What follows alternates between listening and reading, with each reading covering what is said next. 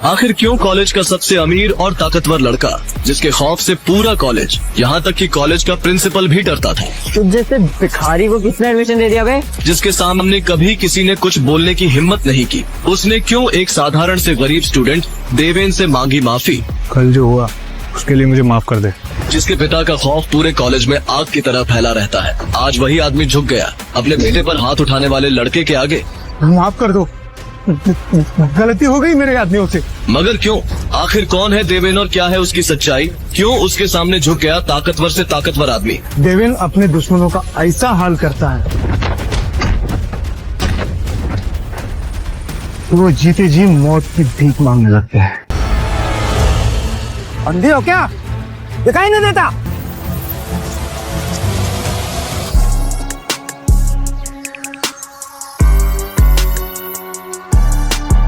इस मामले से दूर है, इस काम के लिए आया है वही कर।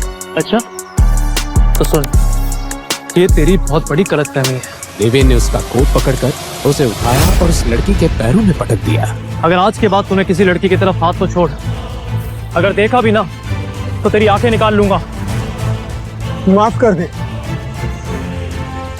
ये सब शोर सुन मिनिस्टर और विजेंद्र भी रूम से बाहर आ गए थे। आखिर एक मिनिस्टर के पीए से पंगा लेना किसी की औकात की बात थी क्या? पर कोई था जो इस हिम्मत से इम्प्रेस था, विजेंद्र शेखावत। दूसरी तरफ साउथ दिल्ली में विजेंद्र शेखावत अपनी मीटिंग खत्म करके शेखावत हाउस पहुंचे। गाड़ी से उतरते वक्त उन्होंने अपने ड्राइवर को हिचकिचाते देखा। क्या हुआ? कुछ परेशान लग रहे हो। सब ठीक है ना? नंदिता को ले आए कॉलेज से? साहब, आज कॉलेज से वापस आते वक्त हम पर किसी ने हमला किया। ड्राइवर एक ही सांस में सब बोल पड़ा।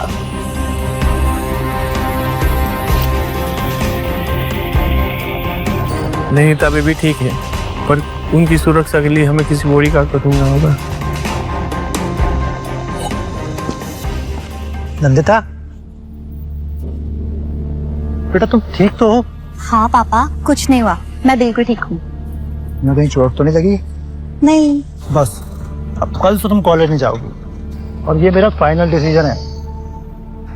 पापा, इस बारे में हम बात कर चुके हैं और महादेवी हमारा कॉलेज है, इसे आपने दादी के नाम पर बनवाया था। और मम्मा इस कॉलेज की प्रिंसिपल थी। तुम्हारी माँ के जाने के बाद ये कॉलेज क्रिमिनल्स का अड्डा बन चुका है। अगर ऐसी बात है तो आप कुछ करते क्यों नहीं? Take some legal action. मैंने डिसीजन ले लिया है, अब तुम कल से महादेवी कॉलेज नहीं जाओगी और ये फाइनल। अगर आप जिद्दी हैं तो मैं भी आपकी बेटी हूँ, मैं महादेवी कॉलेज से ही पढ़ाई करूंगी। विजेंद्र के पास जवाब नहीं था, सिर्फ एक बात कही उन्होंने।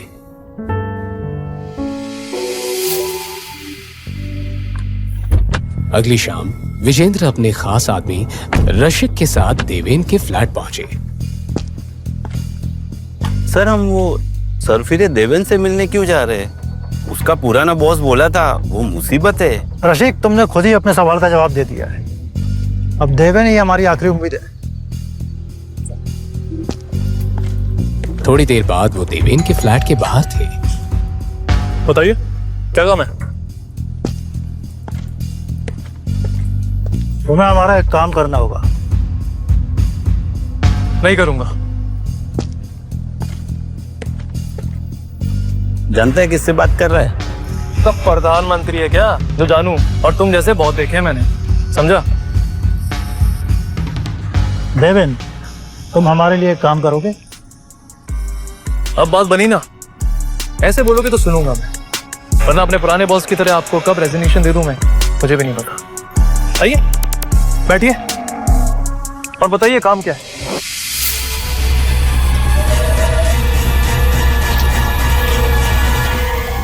मुझे तुम्हें अपनी बेटी नंदिनी के बॉडीगार्ड के लिए हायर करना है। लेकिन एक कॉलेज स्टूडेंट को बॉडीगार्ड की क्या जरूरत है? कॉलेज आने के बाद तुम्हें सब समझ में आ जाएगा, लेकिन एक शर्त है, मेरी बेटी नंदिनी को इस बारे में कुछ भी पता नहीं चलना चाहिए। तुम्हें अंडर कवर रहकर काम करना होगा। विजेंद्र जी, मैं अपने तरीके से और अपनी शर्तों पे काम करूं। अगर आपको कोई शर्त रखनी है तो आप किसी और को हायर कर सकते। You can go. शर्त नहीं, रिक्वेस्ट समझ लो। और मैं तुम्हें तुम्हारी मुंह मांगी सैलरी देने के लिए भी तैयार हूँ। ठीक है, लेकिन मेरी एक शर्त है कि रसीक मेरे काम में इंटरफेयर नहीं करेगा और मैं महीने के 10 लाख लूंगा। सर ये पागल हो गया है, चलिए हम चलते हैं। रशीद गुस्से में था, पर विजेंद्र ने उसे रोका। मंजूर है। कल सुबह 9 बजे ऑफिस आकर मेरी सेक्रेटरी राधिका से मिल लेना, पेपर वर्क रेडी रहेगा। क्या बात है। विजेंद्र शेखावत, मुबारक हो। देवेन ने तुरंत अपनी रिसर्च शुरू कर दी। छत पर कुछ लड़के उस लड़की को घेर कर खड़े थे। मैं नीचे कूद के जान दे दूंगी। अरे तो मरने की क्या जरूरत है? अगली सुबह वो शेखावत कॉर्पोरेशन नाम की बिल्डिंग में कॉन्फिडेंटली एंटर हुआ। अब देवेन विजेंद्र के केबिन के पास पहुंचा। एक लड़की ने उसे रोका। मिस्टर देवेन,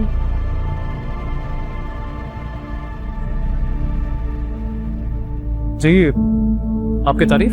मेरी छोड़ो, तुम्हारी फाइल में रखी फोटो तुम्हारे हैंडसम चेहरे को सही से बयां नहीं कर पा रही थी। लगता है आज मेरी मीटिंग आपके साथ है। जी बिल्कुल, और आपने मुझे पूरा 1 घंटा वेट करवाया है। एक्चुअली मुझे लड़कियों को इंतजार कराना बिल्कुल भी पसंद नहीं है।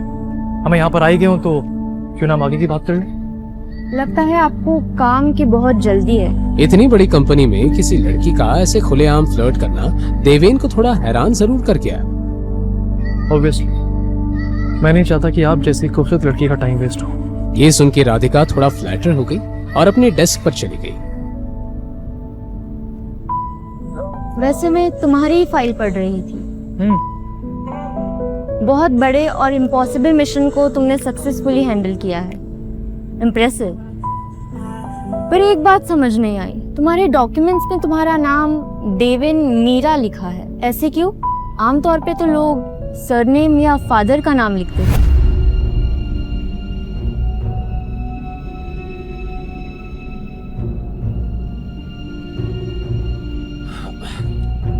एक्चुअली देवेन की हर एक चीज खास है और मुझे लगता है कि आपको मैं कुछ ज्यादा ही पसंद आ गया। अब खास हो तो पसंद आओगे ही। रियली? वैसे मेरे नाम के अलावा अगर कुछ और क्वेश्चन है तो पूछ सकती हैं आप। संभाल कर देवेन जी, अपने क्लाइंट के सेक्रेटरी के साथ फ्लर्ट करना भारी पड़ सकता है। आपने मेरी फाइल देखी है ना? देवेन को हल्के काम ऐसे भी पसंद नहीं होते। मैंने तुम्हारी फाइल देख ली, अब तुम अपने काम की फाइल देखो। इतना कहकर राधिका ने हंसकर एक फाइल देवेन के सामने रखी। इसमें सारी डिटेल्स है, नंदिता का फोटो और तुम्हारा एडमिशन लेटर भी। अच्छे से पढ़ लो। ठीक है, मैं चलता हूँ अभी, लेकिन आप ध्यान रखिएगा कि टाइम पर मेरे अकाउंट में मेरे पैसे आ जाने चाहिए।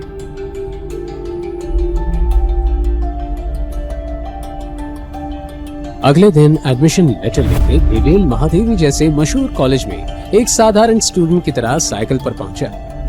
सर ये बता सकते हैं आप कहाँ पर? भैया नया आया लगता है, इस कॉलेज में टिकना है तो संभल के रहियो।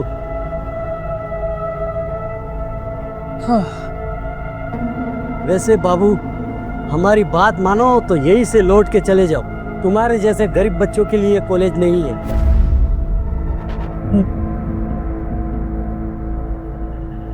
देवेन चुपचाप अंदर चला गया और अंदर उसे वही मिला जिसका उसे अंदाजा था। कोई डिसिप्लिन नाम की चीज ही नहीं थी। थोड़ी दूर जाकर उसने एक ग्रुप से पूछा, जी आप बता सकते हैं कि बीए फर्स्ट ईयर की क्लास कहाँ पर होती है? एक मिनट, तुम तो यहाँ पे टॉयलेट साफ करने आए हो ना, तो क्लास जान के क्या करोगे? इतना भाव क्यों पा रहा है? मैं तो सिर्फ क्लास जाने का रास्ता पूछ रहा था। खैर छोड़, मैं किसी और से पूछ लूंगा। देवेन जानने के लिए मुड़ ही रहा था कि उस लड़के ने उसका कॉलर पकड़ लिया। अरे सुन, तुझ जैसे भिखारी को किसने एडमिशन दे दिया बे? देवेन ने उसका हाथ अपने कॉलर से हटाया और इस तरह पकड़ा। छोड़ छोड़। सॉरी आपको लगी तो नहीं ना? वो एक्चुअली क्या है ना, मेरी टी शर्ट खराब हो रही थी। अब आप सब लोग इतने अमीर घर से, लेकिन मुझे मेरे सारे काम खुद करने पड़ते हैं। कपड़े धोने पड़ते हैं, इस्त्री करना पड़ता है। अब बस वो हल्का सा आपका हाथ हटा रहा था तो थोड़ा सा आई एम सॉरी। हाँ साले तो शायद जानता नहीं है मेरा बाप कौन है। बिल्कुल सही पकड़े हैं, मैं तेरे बाप को नहीं जानता, लेकिन इतना जरूर जानता कि तेरी जैसी औलाद को पैदा करने के बाद वो बाप शर्मिंदा जरूर होता है।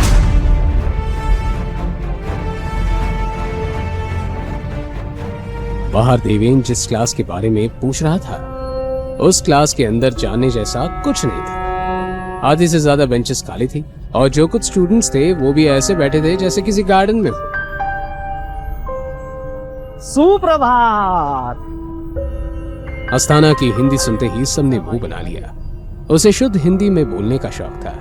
तो आप सभी विचार कर रहे होंगे कि मैं यहाँ क्यों आया, है ना? तो मैं आप लोगों को एक विशेष विद्यार्थी से मिलाना चाहता हूं। हाँ? पुत्र देवेन, आओ पुत्र, आओ आओ। देवेन, तो कौन हमारे नवीन छात्रवृत्ति विद्यार्थी देवेन के साथ अपना स्थल साझा करना चाहेगा? हाँ? नंदिता। हाँ? चलो चलो चलो, बैठो बैठो नंदिता के साथ। अपना नाम सुनते नंदिता का मुंह बन गया। विद्यार्थियों, सीखते रहो। हाँ, गुड मॉर्निंग मिस शेखावत। एक मिनट, प्रिंसिपल अस्थाना ने तो सिर्फ मेरा नाम बताया था, तुम्हें मेरा सरनेम कैसे पता? सरनेम? हाँ एक्चुअली मिस शेखावत नाम, सरनेम। हाँ हाँ lecture.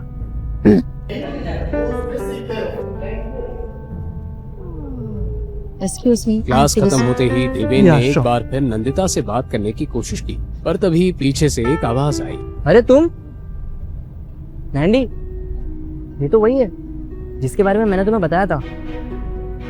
Hi, my name is तन्मय, उर्फ टोनी। ओह हाय टोनी। चलो टोनी।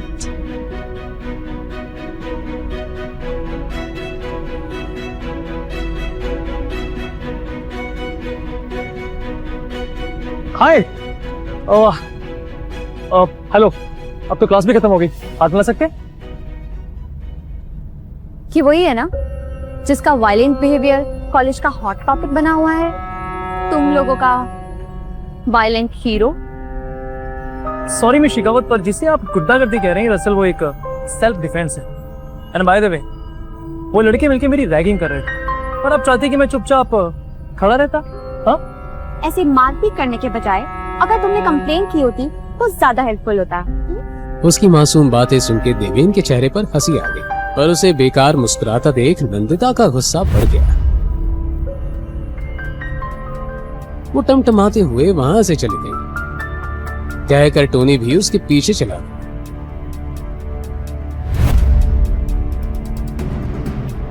कैंटीन में एक टेबल पर टोनी और नंदिता बैठे थे। टोनी बोलो। सॉरी यार, वैसे एक बात बता, उसकी तो कोई गलती नहीं थी, तो फिर तू क्यों उसके ऊपर इतना बढ़ गई? जो भी हो पीनट, पर ऐसे मारा मारी करना इज नॉट कूल। और सुना नहीं तूने, violence is not the answer. Martin Luther junior king ने बोला था।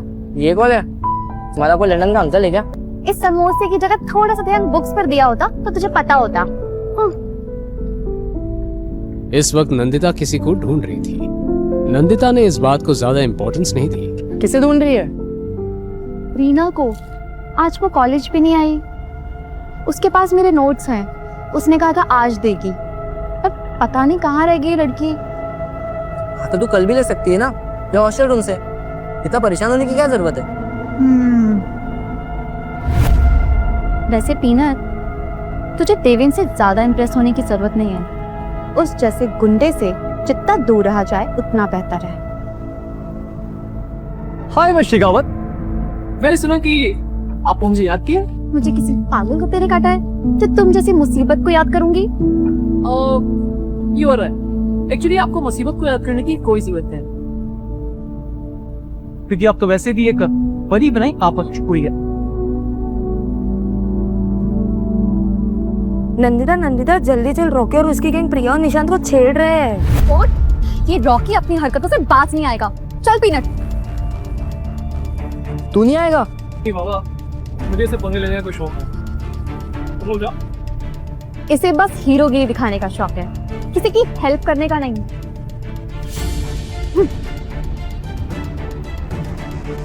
देवेंद्र रॉकी कॉलेज का गुंडा है, वो कुछ भी कर सकता है और उसके डैड की पोजीशन के चलते कोई कुछ नहीं कर सकता। लड़की की चीख सुनकर सब घबरा गए, लेकिन सबसे ज्यादा हैरान हुआ देवेन। बिना वक्त बर्बाद किए वो तुरंत चीख की तरफ दौड़ा। तुम्हारी हिम्मत कैसे हो रॉकी? तुम ऐसे किसी को भी धक्का नहीं दे सकते हो, समझे? रॉकी और उसके दोस्त निशांत प्रिया को घेर के खड़े थे और निंदिता उनके बीच में प्रिया को संभाले हुई थी। तुम्हें बीच में आने की कोई जरूरत नहीं है, चुपचाप साइड में रहो। देखो, मेरी दोस्तों से शर्त लगी है कि इन दोनों के बीच चल रहा है और वो साबित करने के लिए इन दोनों को रॉकी निशांत का चेहरा प्रिया के पास ले जा ही रहा था कि तुम जानते हो ना, इस गंदी हरकत की वजह से तुम रस्टिकेट हो सकते हो। हद है यार। रॉकी अपने होठों को गंदी तरह दबाता हुआ नंदिता की तरफ बढ़ने लगा।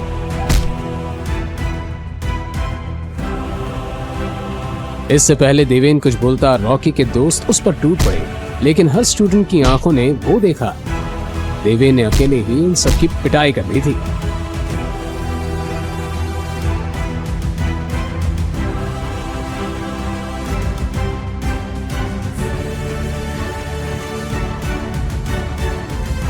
रॉकी से पंगा तुझे बहुत महंगा पड़ेगा देवेन।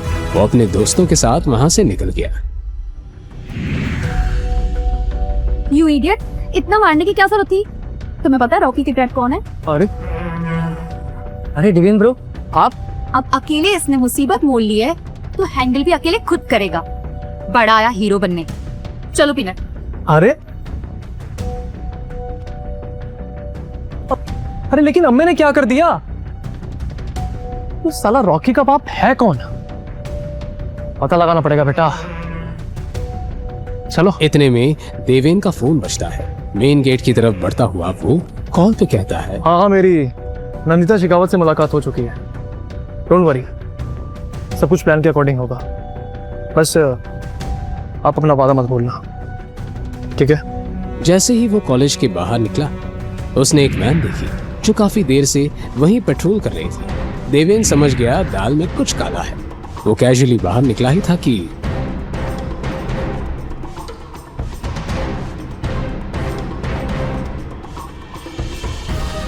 कुछ देर बाद देवेन को एक कमरे में लाया गया। उसकी बात को अनसुना कर दिया गया।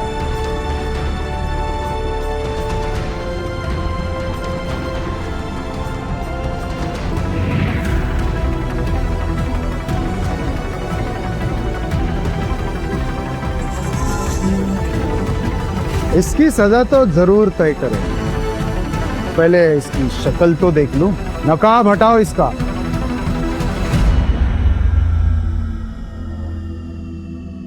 तुम? देवेन को देखकर वो आदमी भी हैरान रह गया। अगले ही पल वो घुटनों पे बैठ गया। देवेन भाई, माफ कर दो, गलती हो गई मेरे आदमियों से। हाथ छोड़ो, हाथ छोड़ो। देवेन भाई, मेरे बेटे से जरूर कुछ ना कुछ गलती हुई होगी। आपने जो भी किया बिल्कुल सही किया। मेरा बेटा नादान है, माफ कर दो। तो फिर समझा अपने नादान बेटे को, वरना तू मुझे अच्छे से जानता है। अगर मैं अपने पर आ गया ना तो ऐसी लगाम लगाऊंगा कि तू और तेरा बेटा जिंदगी भर सर उठा के चल नहीं पाएगा। तो मैं चलूं? ओह, नाइस कोड। हाँ,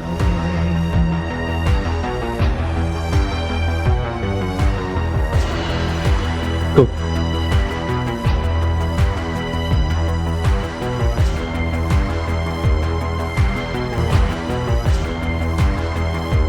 वैसे मेरा इतना टाइम वेस्ट करने का हर्जाना तो आपको देना पड़ेगा। और मेहमान को इतनी वक्त से बुलाया तो खाली हाथ थोड़ी ना भेजोगे। हाँ चलो, तो वो गाड़ी की चाबी दे दो मुझे जल्दी। Fast fast. Nice nice. Very good, come on come on come on. PA ने कांपते हाथों से देवेन को चाबी पकड़ा दी। चलिए फिर, take care, good bye, bye bye. Deven उस चाबी को उंगली पर घुमाता हुआ वहां से निकल गया। साहब, ये कौन था? इसे अब ऐसे माफी क्यों मांग रहे थे?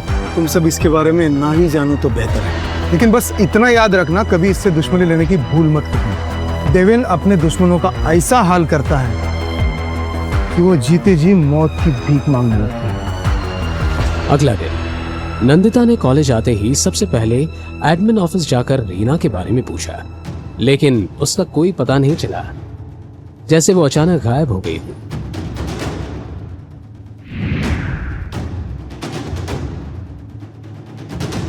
देवेन क्लासरूम की तरफ जा ही रहा था। कल के इंसिडेंट के बाद काफी स्टूडेंट्स उसे पहचान गए थे, लेकिन जहां लड़के उसके पास जाने से कतरा रहे थे, वहीं लड़कियां उसकी हीरोगिरी पर फिदा हो रही थी। क्लास में टोनी के आगे वाली सीट पर बैठी नंदिता ने फोन पे देवेन और उस लड़की का वीडियो चला रखा था। ये देख नीनत, कैसे आशिकी 3 चल रही है। प्यार के बदले प्यार बढ़ता है। ये और रॉकी दोनों के दोनों एक जैसे हैं। वो अगर मुगल एम्पायर है तो ये east India company. Rocky Pakistan से है क्या? कैसे तुम दोनों? वैसे मेरे बारे में बात हो रही है तो इस कॉन्वर्सेशन में ज्वाइन करने का मुझे पूरा हक है ना? चलो बात करते हैं। पहले दिन बैठने दिया, इसका मतलब ये नहीं है कि रोज रोज के लिए परमिशन मिल गई। जाओ उधर बैठो जाकर, निकलो यहाँ से। लेकिन राजकुमार जी, मुझे क्यों नहीं याद आ रहा कि मैंने आपसे परमिशन मांगी थी? हाँ, और वैसे भी ना, ये कॉलेज की सीट है, आपके घर का सोफा नहीं है जो हर वक्त मुझे आपसे परमिशन मांगनी पड़ेगी। हाँ, बाय द वे, तुम लोग क्या बात कर रहे थे मेरे बारे में? बोलो। अच्छा, समझ गया। तो तुम टोनी से रिक्वेस्ट कर रही थी ना कि वो तुम्हारी मुझसे दोस्ती करा दे, तो मुझे थैंक यू बोल दो। हाँ, थैंक यू। हाँ? किस लिए? ओह राइट, कल तुम मुझे हीरो की तरह बचाने आए थे, उसके लिए। यस। पर मैंने तुम्हें नहीं बुलाया था। हाँ, स्कूल। लिसन मिस्टर देवन, मुझे तुम्हारी रक्षा की कोई जरूरत नहीं है। मैं अपनी रक्षा खुद कर सकती हूँ, समझे? ओके। नैंडी रिलैक्स, देवेन मजाक कर रहा है। जोकिंग। वैसे Deven, as a serious note, कल जो तुमने रॉकी के साथ किया, उसके बाद तुम्हें कॉलेज नहीं आना चाहिए था। मुझे नहीं लगता वो चुप बैठेगा। सही बोल रहे हो। टोनी की बात पूरी भी नहीं हुई थी कि क्लास में एकदम शांति छा गई। सबने दूर की तरफ देखा और वहां रॉकी खड़ा था। उसके चेहरे पर कल की मार के निशान अभी भी दिख रहे थे। उसकी आंखों में गुस्सा था, लेकिन वो सीधा देवेन के पास आया। कल जो हुआ उसके लिए मुझे माफ कर दे, आगे से ऐसी गलती नहीं होगी। चल अच्छा है, तुझे तेरी गलती का एहसास हो गया। लेकिन तुझे पता है, आज मेरा मूड बहुत अच्छा है, जा तुझे माफ किया। लेकिन अगली बार संभल कर। अभी तुम मुझसे माफी मांगने के लिए अपने पैरों पर चलकर आया है, लेकिन अगली बार तेरे पैरों के साथ साथ तेरी जुबान भी बोलने लायक नहीं रहेगी, समझा? चल। और हाँ सुन, ये गाड़ी की चाबी ले जा। अपने पापा को बोलना कि देवेन को कुछ खास पसंद नहीं आई। हाँ? लेकिन उसके अंदर गुस्सा और नफरत उबल रही थी। क्या करेगा अब रॉकी? क्या देवेन और नंदिता की दोस्ती हो पाएगी? हाँ, कितना गंदा है। क्या हंगामा मचा रखा है? कॉलेज के लिए देर नहीं हो रही, चलो जाओ नहाने। मैम, एक्चुअली बाथरूम में पानी साफ नहीं आ रहा है, आप एक बार टाकी साफ करवा दीजिए ना। वो सब मैं बाद में देखूंगी, अभी जाओ यहाँ से। धनीरा, जाके ऊपर टंकी में देखो क्या प्रॉब्लम है। मैडम, अभी मैं बाहर साफ कर रहा हूँ, ये करने के बाद जाता हूँ। ऐसे भी तो लास्ट वीक ही तो साफ कराया था टांकी। अब भी जाके देख के आओ क्या प्रॉब्लम है। वार्डन भी उसके पीछे पीछे छत पर चली गई। छत वैसे भी गुंडागर्दी का अड्डा बनी हुई थी।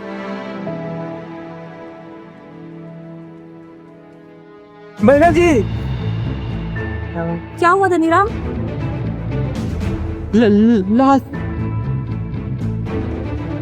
न्यूज कॉलेज में आग की तरह फैल गई। वार्डन ने तुरंत प्रिंसिपल को इन्फॉर्म किया। आजकल की पीढ़ी भी ना कितनी जल्दी हार मान जाती है। रीना सुसाइड कर ही नहीं सकती, मैं उसे बहुत अच्छे से जानती हूँ। वो एक बहुत हिम्मत वाली लड़की थी। ये था कॉलेज का अनऑफिशियल स्टूडेंट लीडर शरद शाह। अपनी छोटी सी फौज और भाई वरुण शाह के साथ आया था। शाह ब्रदर्स शहर के बड़े बिजनेसमैन कम गैंगस्टर के बेटे, जिनकी कॉलेज में बहुत चलती थी। अरे नंदिता जी, जब इंस्पेक्टर साहब कह रहे हैं कि ये सुसाइड है, तो क्यों बिन बात का जग्गा जासूस बनने की कोशिश कर रही हो? अरे वरुण सर, शरद सर, बहुत टाइम बाद मिले हो। ये कोई भूल होगी क्या हमारे से? इसका तो ब्रेकअप हो गया था ना, शायद झेल नहीं पाए बेचारे। ये सुसाइड नहीं है।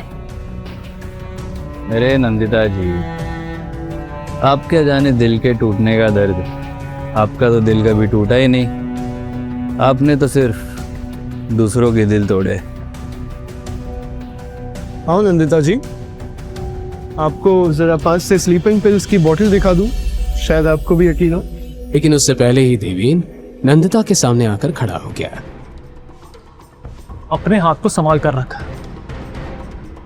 वरना तेरे दिल का तो पता नहीं, लेकिन अगर तूने दोबारा हाथ उठाया ना तो तेरा हाथ तोड़ दूंगा, समझा? शरद ने एक पल के लिए घूर कर देवेन को देखा, फिर हंसी में बोल उठा। बताया नहीं, तुमने बॉडीगार्ड रख लिया अपने लिए। हीरो, बड़ी फिक्र हो रही है नंदिता की। चक्कर क्या है? चक्कर मैं बताता हूँ।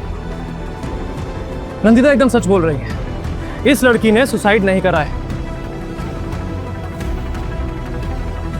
Let me show you.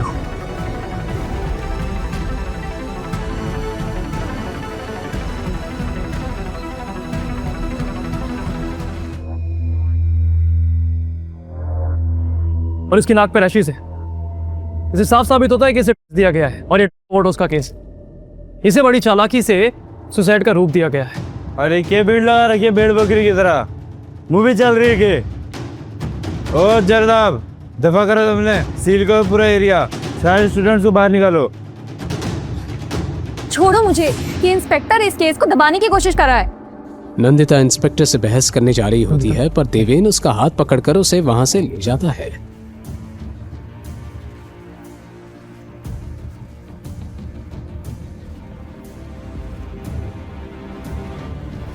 Nandi, छोड़ो मुझे, ये इंस्पेक्टर जानबूझकर सच दबाने की कोशिश कर रहा है। नंदी तू पागल हो गई है क्या?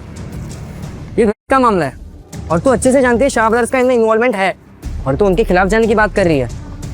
तू जानती है कितना डेंजरस हो सकता है ये। देखना वो इंस्पेक्टर कैसे उनकी। नंदिता गुस्से में चली जाती है। देवेन उसके पीछे जाने लगता है, पर टोनी उसे रोक लेता है।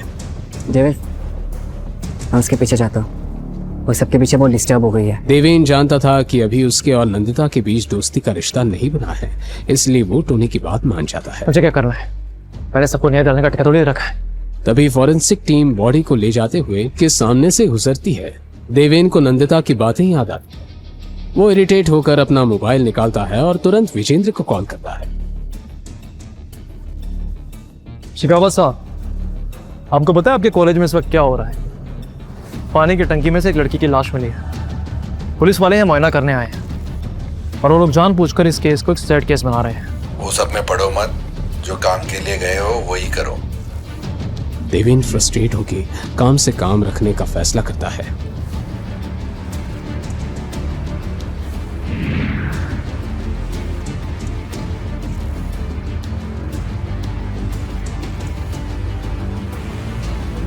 आप सभी जानते हैं कि रीना कभी सुसाइड कर ही नहीं सकती। उसकी मौत के पीछे बहुत कुछ छुपा है, और ये इंस्पेक्टर सुसाइड का नाम देकर इन्वेस्टिगेशन रोकना चाहता है। पर हमें सच जानना ही होगा। क्या आप सभी प्रोटेस्ट में मेरा साथ देंगे?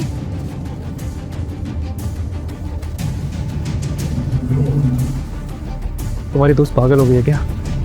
क्यों नहीं की देवी बन रही है? हाँ, आंटी ऐसी है डेविन, लेकिन इस बार वो शाह ब्रदर्स के खिलाफ जा रही है और मुझे डर है कहीं वो अपनी जिद में किसी मुसीबत में ना फंस जाए।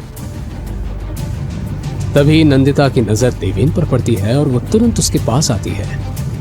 देवेन, तुम भी जानते हो कि ये सुसाइड नहीं थी, राइट? तुम मेरा इस प्रोटेस्ट में साथ दोगे? हमें सच जानना ही होगा कि रीना की मौत कैसे हुई, कैंडल मार्च निकालकर। प्लीज मुझे अपनी सर्कस से दूर रखो। अगर इसकी जगह कोई तुम्हारा अपना होता तब भी तुम यही करते?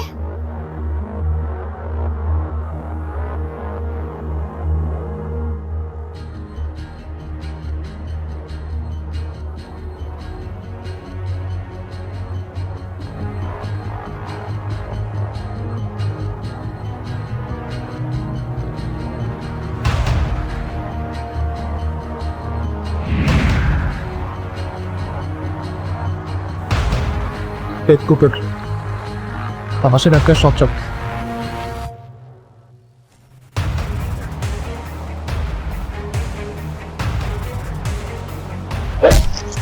आंखों के सामने अंधेरा। देवेन लड़खड़ाते हुए देखने की कोशिश करता है। कुछ अनजान लड़के उनमें से रॉकी और शरद को पहचान लेते हैं।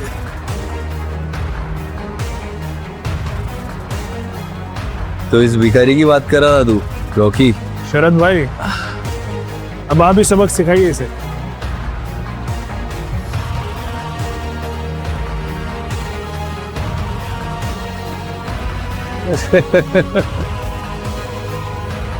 लगता है कल की मार कम पड़ गई तुझे, हाँ?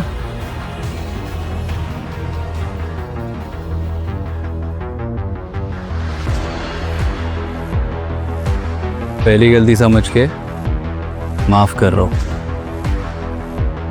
तुझे किसने बोला कि मुझे माफी चाहिए? हाँ, तेरे खान मुझ रहे हैं क्या? हीरो बनने का बड़ा शौक है लगता है। नहीं बेटा, तेरा बाप बनने का।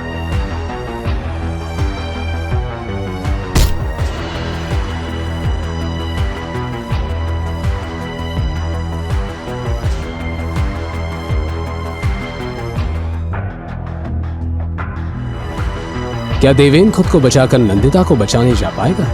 क्या करने वाला था शरद नंदिता के साथ? देवेन का अंदाजा सही था। निकल गई सारी हीरोगिरी। चल रॉकी, तेरा काम तो हो गया। अब मैं जरा उस मोर्चे वाली नंदिता को संभाल कर आता हूँ। उसका सच्चाई का भूत उतारना भी तो जरूरी है।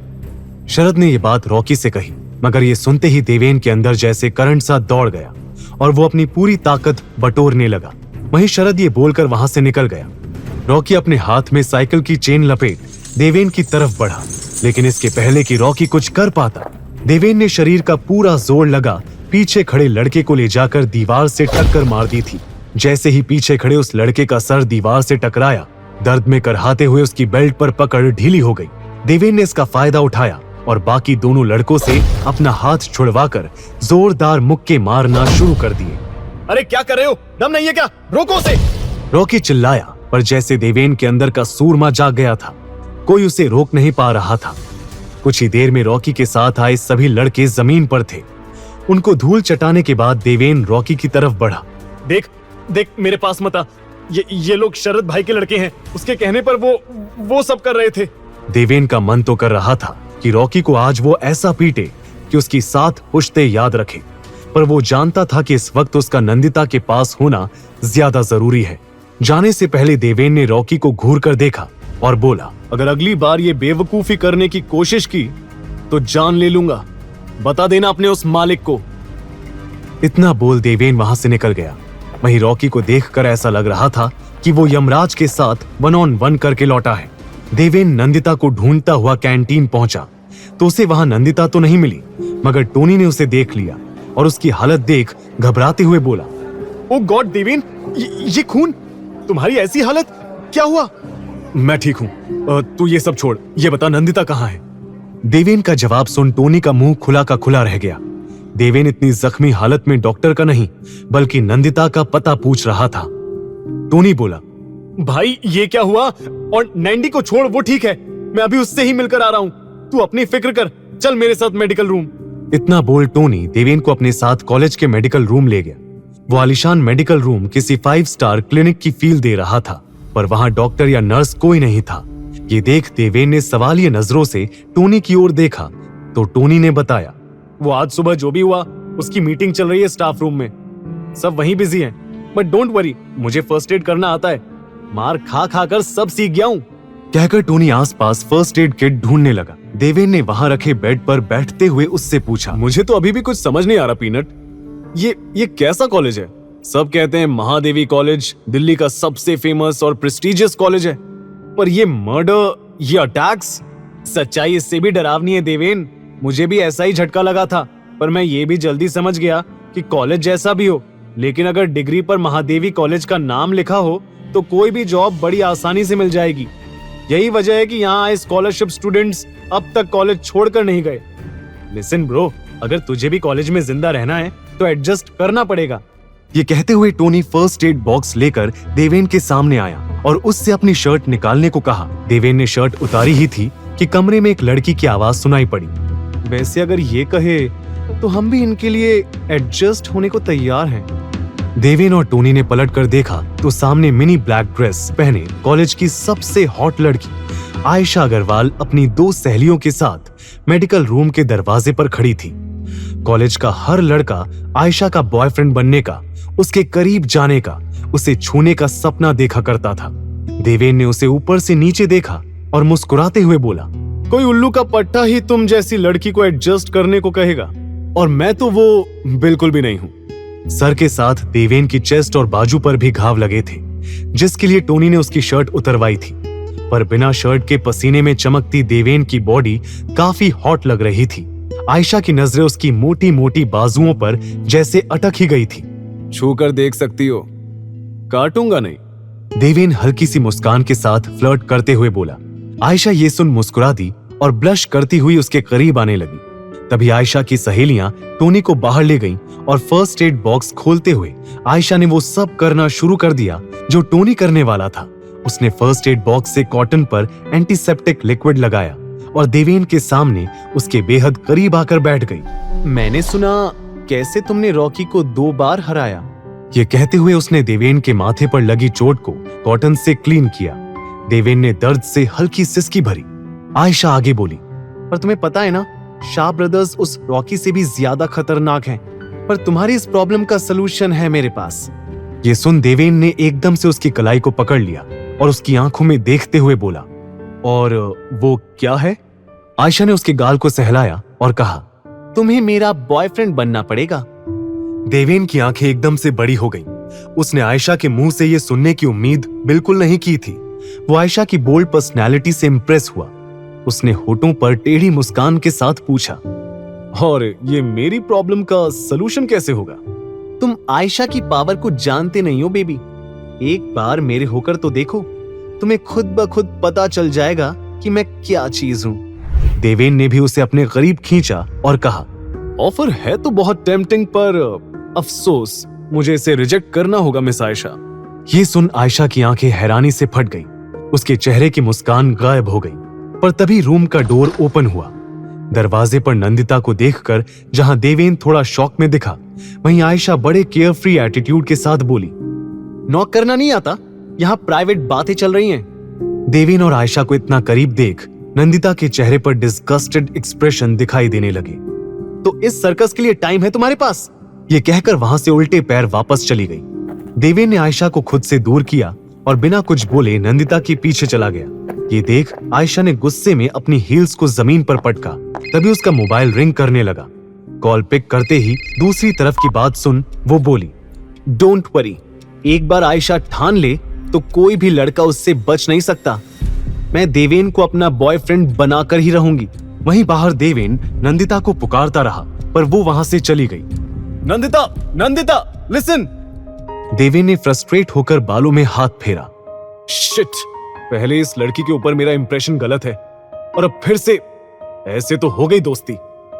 तभी पीछे से टोनी आया और बोला, भाई लगता है नैंडी तेरा सिर फिर फोड़ देगी। देवेन ने अपना सिर हिलाया और बोला, साली लाइफ में ना टाइमिंग सही होती तो आज मैं कहां का कहां होता। टोनी अपने बाल संवारते हुए बोला, ब्रो ये सब छोड़ और पहले मेरी बात सुन। आयशा अग्रवाल ने तुझे बॉयफ्रेंड बनने का ऑफर दिया। तू जानता है पहली बार आयशा ने खुद किसी लड़के को अप्रोच किया है और वो भी तुझे, और तूने क्या किया? वो ऑफर रिजेक्ट कर दिया। तेरा दिमाग तो ठीक है, आंखें सही है, देख पा रहा है ना? अरे तूने आयशा अग्रवाल को रिजेक्ट कर दिया, कॉलेज की हॉटेस्ट गर्ल को। क्या मैं पूछ सकता हूँ क्यों? नहीं। देवेन का जवाब सुन टोनी नाराज दिखा तो देवेन ने उसके गले में हाथ डाल उसे समझाया, क्या पीनट, तू भी अपनी दोस्त की तरह सोचता कम बोलता ज्यादा है। हाँ मानता हूँ आयशा बहुत हॉट है, पर मुझे बॉयफ्रेंड बनाना जरूर उसके किसी मकसद का हिस्सा है।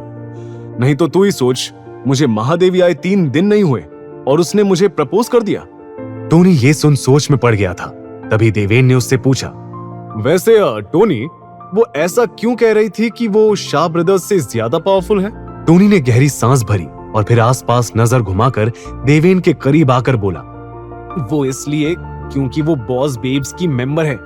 ये सुन अब देवेन शॉक दिखा।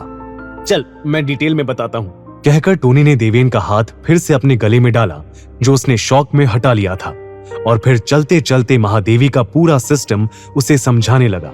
ब्रो इस कॉलेज में टोटल 3 गैंग्स ऑपरेट करती हैं, जाट पैंथर्स, टाइगर गैंग और बॉस बेब्स। देवेन हल्का सा हंसा। सीरियसली ये गैंग्स का भी खेल चल रहा है अब इस कॉलेज में? ये खेल नहीं देवेन, बहुत खतरनाक है ये सब। पिछले हफ्ते एक लड़के ने सुसाइड किया था, आज एक लड़की की लाश मिली, तुझ पर हमला हुआ, इतना कुछ हो गया पर एक भी बार कॉलेज अथॉरिटी या पुलिस ने कोई एक्शन नहीं लिया। ये ताकत है इन गैंग्स की इस कॉलेज में। वो शाह ब्रदर्स टाइगर गैंग के सबसे डेंजरस मेंबर्स हैं। अपने लीडर के राइट और लेफ्ट हैंड है वो दोनों भाई। और जाट पैंथर्स और बॉस बेब्स, उसके मेंबर्स कौन है? देवेन के सवाल पर टोनी ने बताया, जाट पैंथर्स का लीडर है भरत, जो ज्यादा दिखाई नहीं देता, इसलिए मुझे भी उसके बारे में ज्यादा कुछ नहीं पता। और बॉस बेब्स गर्ल गैंग है जिसकी लीडर काशवी है। ये आयशा काशवी की बहुत खास मेंबर है। देवेन ये गैंग्स एक दूसरे की राइवल हैं, बस कॉलेज में अपनी पावर बढ़ाने की कोशिश में लगी रहती हैं। देवेन ने फिर थोड़ा सोचकर कहा, और रॉकी भी टाइगर गैंग का मेंबर है, राइट? अब समझ आ रहा है आयशा मुझ पर इतनी मेहरबान क्यों हो रही थी। मैंने उसकी राइवल गैंग के मेंबर को जो पीटा है, बॉस बेब्स को तो मैं लॉटरी की टिकट लग रहा हूँगा। अगर ऐसा है तो तूने ना करके बिल्कुल सही किया। देख देवेन, ये दोनों गैंग्स की लड़ाई में उलझना सही नहीं होगा, वरना इन दोनों गैंग के बीच तू शहीद हो जाएगा। टोनी ने उसे वार्न किया। शाम हो चुकी थी। नंदिता के बहुत समझाने के बाद भी पूरे कॉलेज में सिर्फ 10 स्टूडेंट्स उसका साथ देने के लिए आगे आए थे। नंदिता ने 2 लोगों को वी वांट ट्रुथ का बैनर पकड़ा दिया और बाकियों को कैंडल्स बांटने लगी। ये सब देख दूर खड़ा देवेन हंसते हुए पलट गया और सिगरेट मुंह में रखकर बोला, सच कहूं टोनी, मैं आज तक जितनी लड़कियों से मिला हूं उसमें से तेरी ये दोस्त सबसे अनोखी है। किसी और के लिए इतनी सरदर्दी क्यों पाल रही है? उसने सिगरेट का कश लिया। तभी टोनी बोला, वजह अपनी आंखों से देख लो। ये सुनकर देवेन ने जैसे ही मुड़कर देखा तो वहां सामने एक बुजुर्ग कपल नंदिता के पैर छूने की कोशिश कर रहे थे। नंदिता उन्हें रोक रही थी। उस कपल ने फिर हाथ जोड़कर रोना शुरू कर दिया था। ये रीना के माँ बाप हैं। नंदिता उनकी मरी हुई बेटी को इंसाफ दिलाना चाहती है। टोनी उन बूढ़े कपल की पहचान बता रहा था, पर यह नजारा देख देवेन की नजर नंदिता पर टिक सी गई थी। जिस तरह वो रीना की मां को गले लगाकर उन्हें संभाल रही थी, ये देखकर देवेन को पता ही नहीं चला कब वो हल्का सा मुस्कुराया। टोनी ने ये सब नोटिस किया और बोला, अब मेरी दोस्त के बारे में क्या कहोगे?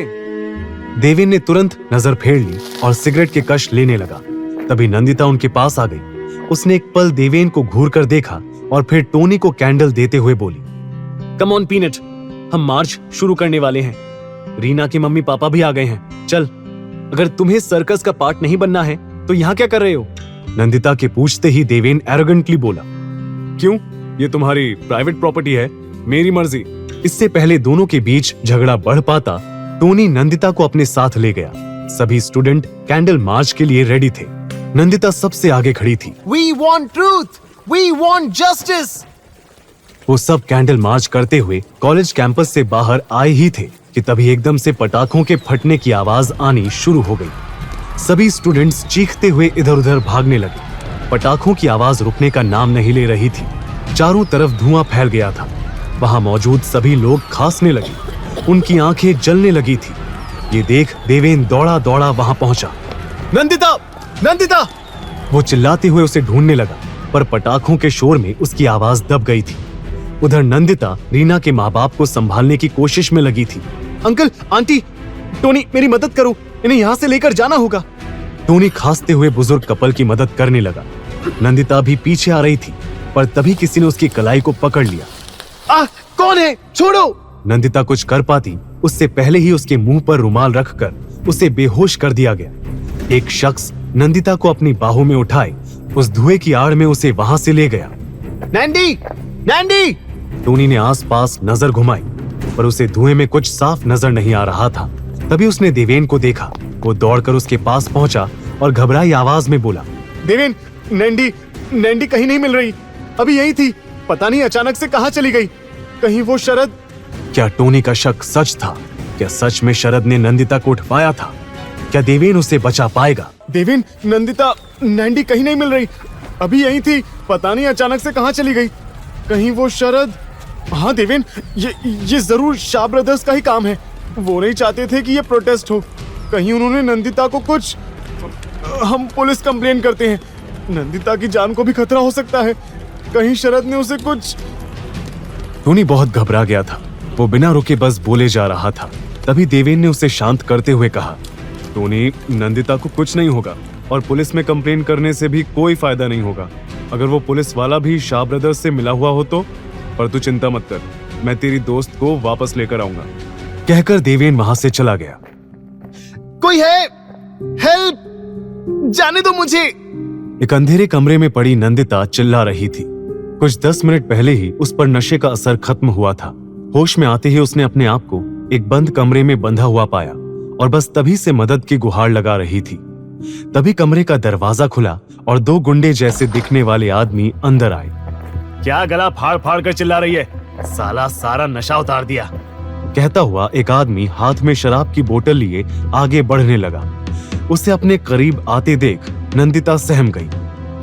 देखो, मेरे करीब मत आना, समझे? दूर रहो। वो आदमी एकदम से उसके पास आ गया। नंदिता दरवाजा खुला देखकर चिल्लाई, कोई है? प्लीज बचाओ! हम कुछ कर रहे हैं क्या? तो फिर चिल्ला क्यों रही है? अबे तू क्या खड़ा है? वो सामान इधर रख। उसके कहने पर दूसरे आदमी ने अपने हाथ में पकड़ी थैली को नंदिता के सामने टेबल पर रख दिया। नंदिता उसे शक भरी निगाहों से देख रही थी। तभी पास खड़े उस गुंडे ने शराब की बोतल को साइड में रखा और थैली को खाली करते हुए बोला, ये देख, समोसा, पानी सब तेरे लिए। अरे आराम से खा पी ऐश कर, मगर अपनी मुंह की पेटी बंद रख, समझी? कहकर उसने नंदिता के हाथ खोल दिए।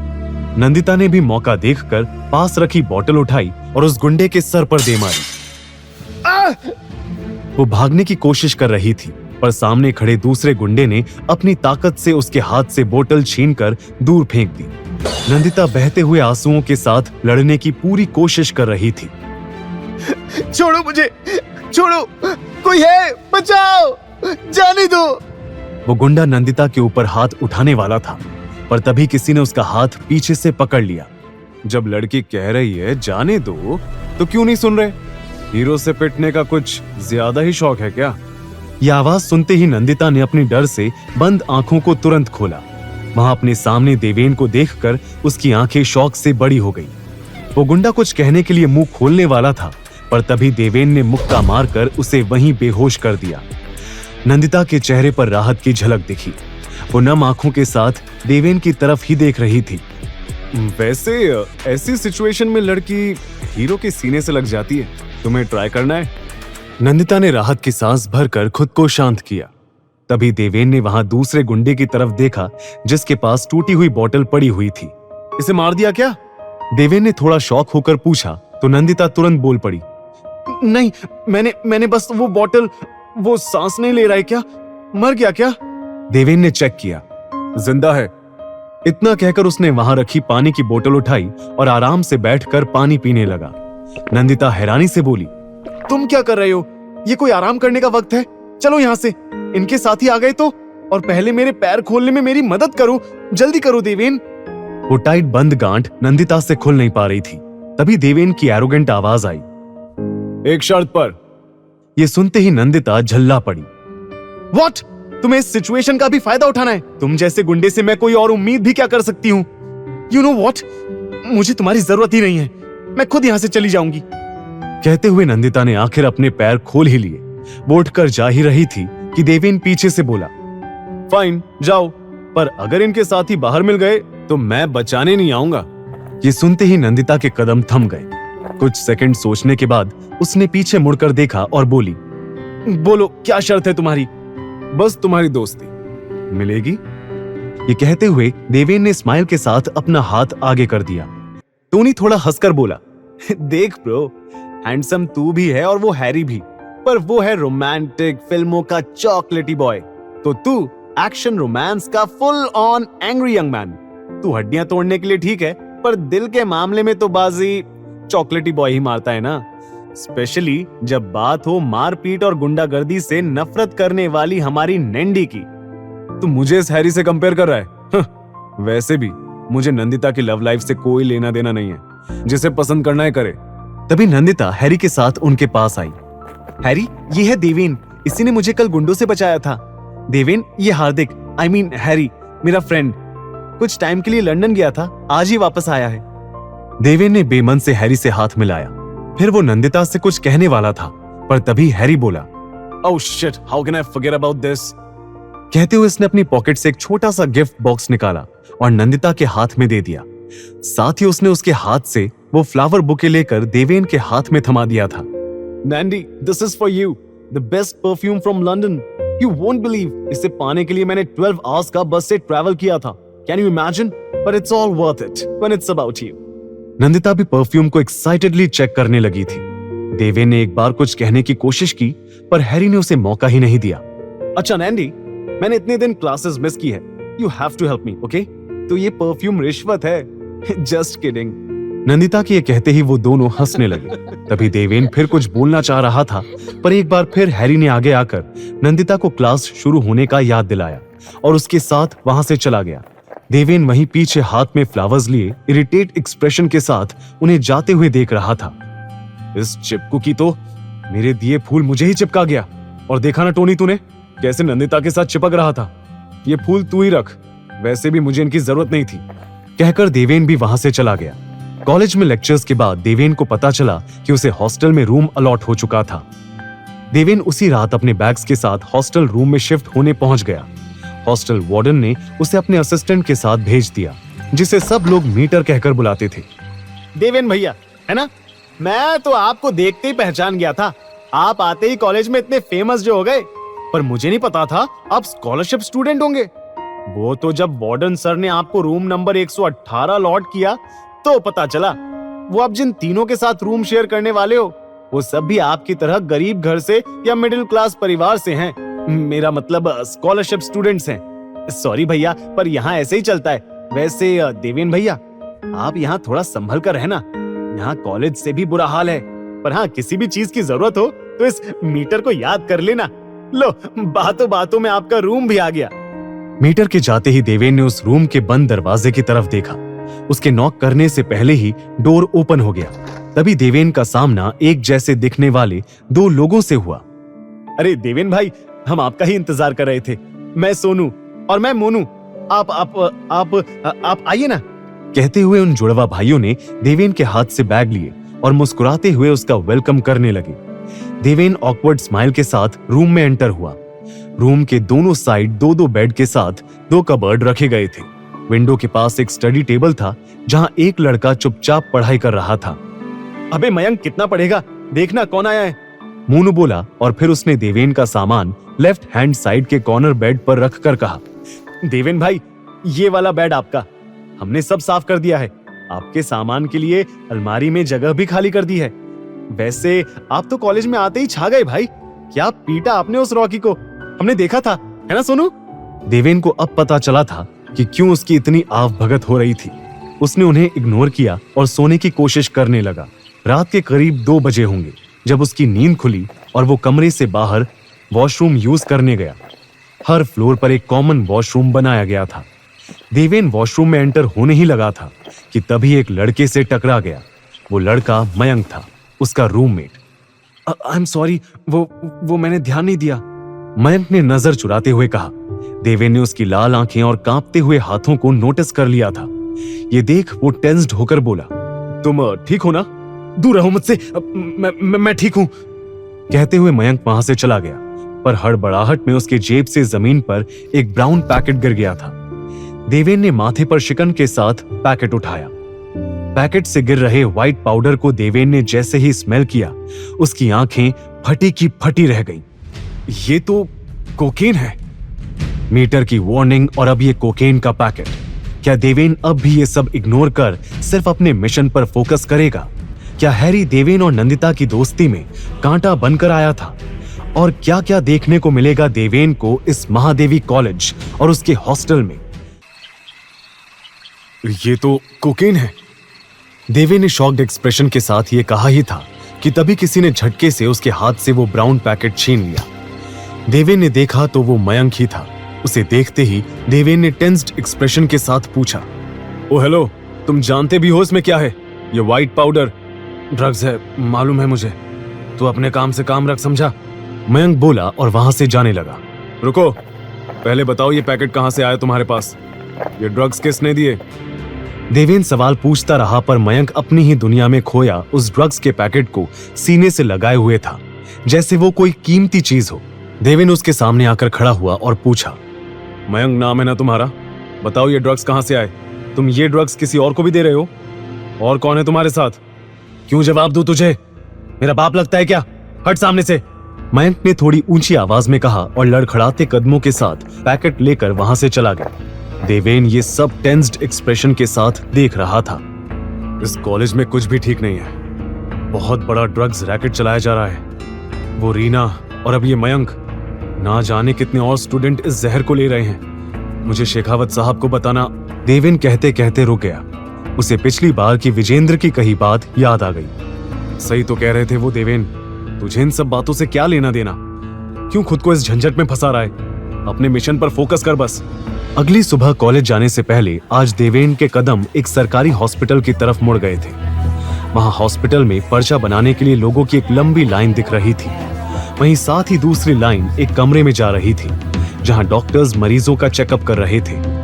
देवेन ने पास से गुजर रहे कंपाउंडर से पूछा, एक्सक्यूज मी, ये जनरल वार्ड किस तरफ है? कॉरिडोर से सीधा जाकर बाई तरफ। कंपाउंडर के बताए डायरेक्शन को फॉलो करते हुए देवेन जनरल वार्ड में पहुंच गया। वहां एक वार्ड में 10-12 हॉस्पिटल बेड थे। सभी मरीजों से भरे हुए थे। देवेन ने इधर उधर नजर घुमाई, जैसे किसी को ढूंढ रहा हो, और फिर रूम के सबसे आखिरी बेड पर जाकर उसकी नजर रुक गई। वहां लेटा पेशेंट और उसके साथ बैठा आदमी, दोनों वही थे जिन्होंने उस रात नंदिता को किडनैप किया था। देवेन गुस्से में उनकी तरफ बढ़ने लगा। अब तक उन दोनों की नजर भी देवेन पर पड़ चुकी थी।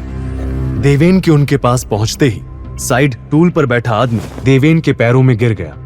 देवेन हॉस्पिटल में कोई तमाशा नहीं चाहता था, इसलिए उसने सीधे पूछा, किसके कहने पर किया किडनैप? साहब वो आदमी बोल ही रहा था कि बेड पर लेटा आदमी उठने की कोशिश करते हुए बोला, ये तू क्या कर रहा है? भाई मार डालेगा हमें। ये सुनते ही देवेन ने उसके हाथ में लगी सिरिंज को दबा दिया और धीमी आवाज में कहा, और अगर नहीं बताया तो मैं ऐसा हाल करूंगा कि खुद मौत की भीख मांगोगे। देवेन का ये रूप देख बेड पर लेटे आदमी ने करहाती आवाज में सब उगल दिया, शरद शाह ब्रदर्स में छोटा भाई, उसी ने हमें नंदिता को किडनैप करने को कहा था। वो प्रोटेस्ट रुकवाना चाहता था, पर उसने ये भी कहा था कि नंदिता को कुछ मत करना, बस एक रात डराकर अगले दिन छोड़ देना। शरद शाह, अपनी इस हरकत का अंजाम तुझे भुगतना पड़ेगा। गुस्से में बड़बड़ाते हुए देवेन ने उसे छोड़ा और आखिरी वार्निंग देकर वहां से चला गया। अगले दिन क्लास ओवर होने के बाद टोनी और देवेन के रूममेट्स के बारे में बात करते हुए बाहर की तरफ जा रहे थे। तभी टोनी ने बताया, तुम्हारे रूममेट्स को मैं जानता हूँ, सोनू और मोनू, वो जुड़वा भाई हमेशा साथ ही रहते हैं, पर मयंक वो अकेला अकेला ही रहता है, किसी से बात करते देखा नहीं कभी उसे। अचानक से देवेन की नजर एक लड़की पर पड़ी जो दौड़ते हुए छत की तरफ चली गई थी। वो प्रिया थी ना? कहाँ? अरे कोई नहीं है ब्रो, कॉलेज की लास्ट बेल बजी नहीं कि सब भाग जाते हैं, तुझे वहम। अरे देवेन कहाँ जा रहा है भाई? टोनी बुलाता रहा, पर देवेन उसे अनसुना कर वहां से छत की तरफ भाग गया। टोनी ने भी कंफ्यूज्ड एक्सप्रेशन के साथ उसका पीछा किया। जैसे ही देवेन ने छत का दरवाजा खोला, उसकी आंखें फटी की फटी रह गईं। वहां प्रिया छत की रेलिंग पर खड़ी होकर कूदने की तैयारी में थी। प्रिया! देवेन चिल्लाते हुए आगे बढ़ा। उसके पीछे टोनी भी वहां आ गया था। उन दोनों को देखते ही प्रिया हड़बड़ा गई। देवेन, टोनी, तुम देखो देखो, मेरे पास मत आना, जाओ यहां से, मुझे अकेला छोड़ दो। पागल हो क्या? ये क्या कर रही हो? उतरो वहां से। देवेन गुस्से में बोला, पर प्रिया तो जैसे मरने का इरादा कर चुकी थी। देवेन धीरे धीरे कदम बढ़ाते हुए प्रिया का ध्यान भटकाने की कोशिश करने लगा। उस प्रोटेस्ट वाली शाम तुम रीना के माँ बाप से मिली थी ना? देखा था ना कैसे रो रहे थे वो अपनी बेटी की मौत पर। तो सोचो तुम्हारे माँ बाप पर क्या बीतेगी। इतनी खुदगर्ज कैसे बन सकती हो तुम प्रिया? अगर अपने पेरेंट्स की जरा भी फिक्र है तो नीचे आ जाओ। कम डाउन प्रिया। प्रिया सोच में दिख रही थी। इसी बात का फायदा उठाते हुए देवेन ने उसका हाथ पकड़ा और उसे नीचे खींच लिया। जहां देवेन और टोनी ने राहत की सांस ली, वहीं प्रिया ने रोना चालू कर दिया था। कुछ सेकंड के बाद देवेन ने इरिटेट होते हुए पूछा, अब ये गंगा जमुना बहाना बंद करो और बताओ ये बेवकूफी क्यों कर रही थी? प्रिया ने कुछ जवाब नहीं दिया, बस अपने मोबाइल पर एक वीडियो प्ले कर उनकी तरफ बढ़ा दिया। वो वीडियो गर्ल्स वॉशरूम में शूट किया गया था, जब प्रिया वहां मौजूद थी। देवेन और टोनी ने एकदम से मुंह फेर लिया। तभी टोनी ने गुस्से में पूछा, ये वीडियो, ये किसने, कहां से आई ये वीडियो प्रिया? प्रिया ने हाथों में चेहरा छुपाकर रोते हुए बताया, शरद, ये वीडियो शरद ने भेजी है। वो इसके जरिए मुझे ब्लैकमेल कर रहा है। शरद का नाम सुनते ही देवेन फिर भड़क गया था, पर उसने खुद को कंट्रोल किया और सीरियस टोन में पूछा, किस बात के लिए ब्लैकमेल कर रहा है? उसे पैसे चाहिए? प्रिया ने सिसकते हुए ना में गर्दन हिला दी। वो गर्ल्स हॉस्टल में मेरे जरिए ड्रग सप्लाई करवाना चाहता है। मैंने मना किया, पर वो मुझे ये वीडियो वायरल करने की धमकी देने लगा। उसने मेरे मम्मी पापा को ये वीडियो भेजने की धमकी दी। अगर ऐसा हुआ तो वो जीते जी मर जाएंगे। मुझे कुछ समझ नहीं आ रहा, क्या करूं? सब कुछ खत्म होता दिख रहा है, इसलिए मैं यहाँ। प्रिया एकदम से बोलते बोलते रुक गई। उसने अचानक से देवेन की तरफ देखा और उम्मीद भरी नजरों के साथ बोली, देवेन, तुमने रॉकी को हराया ना? वो भी 2 बार। सब स्टूडेंट्स कह रहे थे कि तुम बहुत स्ट्रांग हो, तुम किसी से नहीं डरते। तो प्लीज मेरी मदद कर दो देवेन, प्लीज ये वीडियो। उसकी बात काटते हुए देवेन ने चेहरे पर बिना किसी हाव भाव के जवाब दिया, मैं इसमें क्या कर सकता हूँ? और तुम प्रिंसिपल अस्थाना को कंप्लेन क्यों नहीं करती? रीना ने कोशिश की थी। प्रिया एकदम से चिल्लाई। अपने बहते हुए आंसू को पोंछते हुए उसने फिर कहा, रीना ने कोशिश की थी प्रिंसिपल के पास जाने की, पर उसके वहां पहुंचने से पहले ही उसका मुंह हमेशा के लिए बंद कर दिया गया। वो लोग उसे तब तक ड्रग्स देते गए जब तक वो मर नहीं गई। ऐसी मौत से बेहतर है कि मैं खुद ही अपनी जान दे दूं। तभी देवेन ने सीरियस टोन में पूछा, क्या रीना की मौत के बारे में शरद ने तुम्हें बताया? हाँ, जब मैंने ड्रग सप्लाई करने से मना किया तो उसने मुझे धमकी देते हुए ये सब बताया। प्लीज देवेन, मेरी हेल्प कर दो। मैं उस शरद से अकेले लड़ नहीं पाऊंगी। Please help me. देवेन के कानों में विजेंद्र के शब्द दोहरा रहे थे। उसे खामोश देख टोनी ने भी उसे समझाने की कोशिश की, पर देवेन ने दांत भींचकर उसे जवाब दिया, क्या मैंने सभी की मदद करने का ठेका ले रखा है टोनी? मैं लोगों को मदद करने की कोई संस्था नहीं चला रहा। आई एम सॉरी, बट मैं कोई मदद नहीं कर सकता। ये कहकर वो मुड़कर वहां से जाने लगा, पर तभी उसने प्रिया को कहते सुना, प्लीज देवेन भैया, प्लीज बस एक बार मदद कर दीजिए। मेरी तरह ना जाने कितनी लड़कियों को वो ब्लैकमेल करके ड्रग्स के काम में लगाने के लिए फोर्स कर रहा होगा। हम सबको रीना बनने से बचा लीजिए भैया। मैं आपके सामने हाथ जोड़ती हूँ, प्लीज भैया मेरी मदद कर दीजिए, प्लीज मत जाइए। उसके आंसू, उसका ये गिड़गिड़ाना देवेन को अपने अतीत की याद दिलाने लगा था। उसके कानों में प्लीज मदद करो जैसे शब्द गूंजने लगे थे।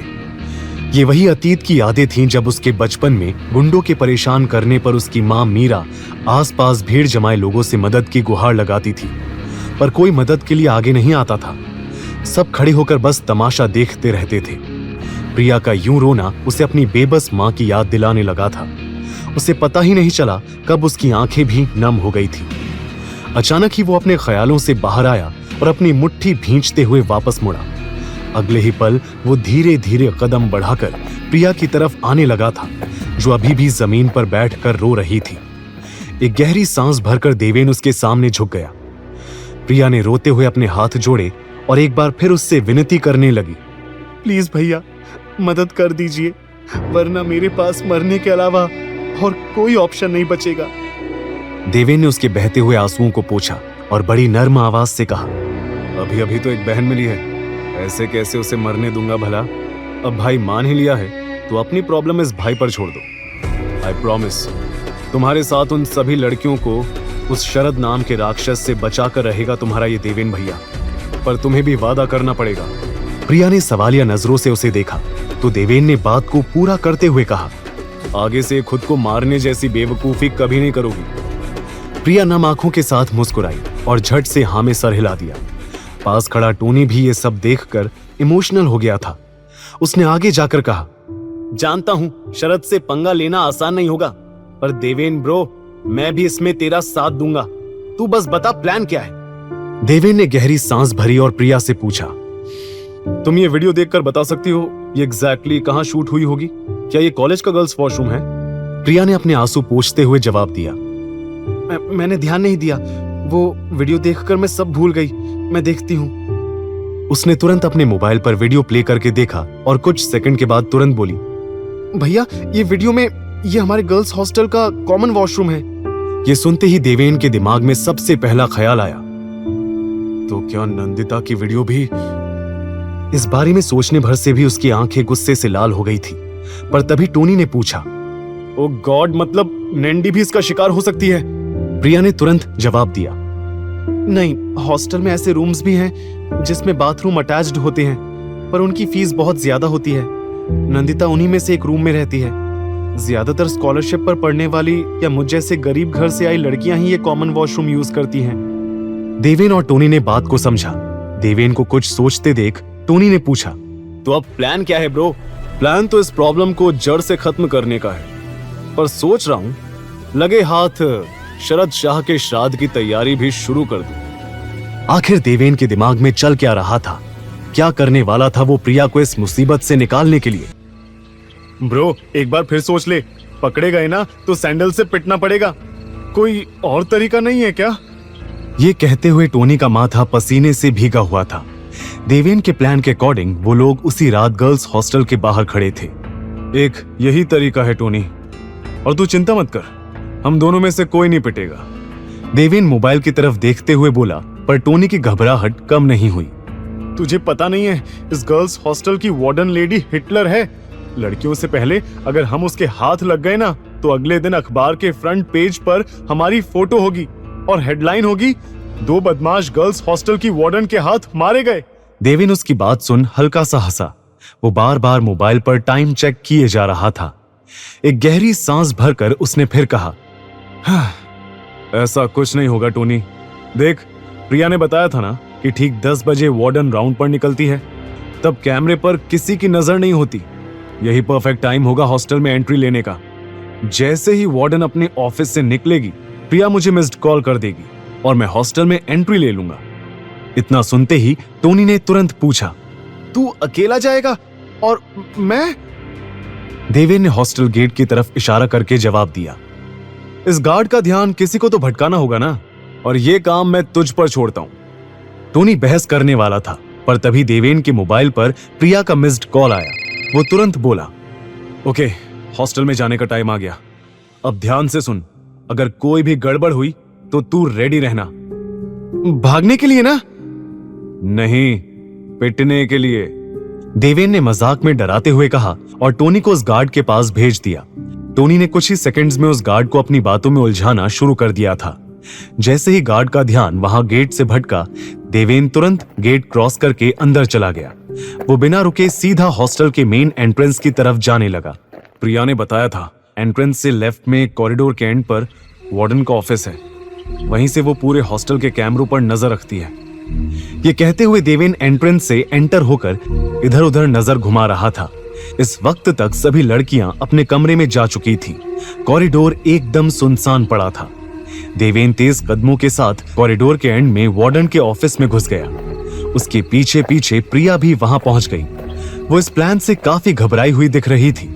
देवेन भैया, मुझे बहुत डर लग रहा है, अगर कुछ गड़बड़ हो गई तो वार्डन मुझे हॉस्टल से निकाल देगी और वो कॉलेज में भी कंप्लेन कर देगी। मेरा करियर खत्म हो जाएगा। देवेन ने उसके गाल पर हाथ रख उसे समझाया। ऐसा कुछ नहीं होगा प्रिया, मुझ पर भरोसा रखो, मैं तुम पर कोई मुसीबत नहीं आने दूंगा। अभी फिलहाल जिस काम के लिए आए हैं वो करते हैं। देखें तो जरा, तुम्हारी लेडी हिटलर इस शरत के साथ मिली हुई है या नहीं। देवेन ये कहते हुए वहां टेबल पर रखे कंप्यूटर के पास गया। इसी कंप्यूटर पर पूरे हॉस्टल में लगे कैमरे की फुटेज दिखाई देती है ना? हाँ भैया, पर मुझे इसका पासवर्ड नहीं पता। उसकी चिंता तुम मत करो। इतना कहकर देवेन मुस्कुराया और उसने तुरंत कीबोर्ड पर अपनी उंगलियों से ऐसा जादू किया कि कुछ ही सेकंड्स में पासवर्ड अनलॉक हो गया। ये सब देख प्रिया की आंखें हैरानी से बड़ी हो गई। आप तो आर्ट स्टूडेंट हो ना भैया, आपने ये सब इतनी आसानी से कैसे किया? ये सब सवालों का जवाब बाद में दूंगा, पहले जरा देखे तो सही तुम्हारी वार्डन शरद के इस घटिया चाल के हिस्सेदार है या सिर्फ एक मोहरा है। देवेन ने कहा और फिर कंप्यूटर पर सभी कैमरों की फुटेजेस चेक करने लगा। इसमें उस गर्ल्स वॉशरूम के कैमरे की कोई फुटेज नहीं दिख रही है, सब कॉरिडोर्स की हैं। मेन और बैक एंट्रेंस की फुटेज भी दिख रही है। तभी प्रिया बोली, भैया मैंने वॉशरूम में जाकर चेक भी किया था, पर मुझे वहां कोई कैमरा नहीं दिखा। पता नहीं उस शरद ने वो कैमरा कहां फिट किया है। अब क्या करेंगे भैया, कैसे पता लगाएंगे? देवेन तो जैसे सारी प्रॉब्लम्स के सलूशन के साथ तैयार होकर ही आया था। उसने तुरंत प्रिया से उसका मोबाइल लिया और उसमें अपने मोबाइल से एक ऐप इंस्टॉल करके कहा, प्रिया अब अपना मोबाइल लो और उसी वॉशरूम में वापस जाओ। इस मोबाइल को हर कॉर्नर में ले जाकर चेक करना। मैंने जो ऐप डाउनलोड की है उसकी मदद से हमें कैमरा कहां छुपाया गया है उसका पता चल जाएगा। यह ऐप वॉशरूम में लगे डिवाइस के सिग्नल को कैच करेगा और उसका आईपी एड्रेस सीधा मेरे मोबाइल पर आ जाएगा। एक बार आईपी एड्रेस का पता चल जाए फिर कैमरा को डिसेबल करने में आसानी तो होगी ही, साथ ही ये भी ट्रैक हो जाएगा कि शरद कैमरा से शूट हुआ सारा डेटा कहां स्टोर कर रहा है। प्रिया उसके पूरे प्लान को सुनकर कॉन्फिडेंट फील करने लगी थी। उसने तुरंत अपना मोबाइल लिया और वहां से उस वॉशरूम की तरफ चली गई। देवेन मोबाइल हाथ में लेकर कंप्यूटर के सामने बैठा प्रिया के कैमरा ट्रेस करने का इंतजार कर रहा था। तभी उसे टोनी का कॉल आया।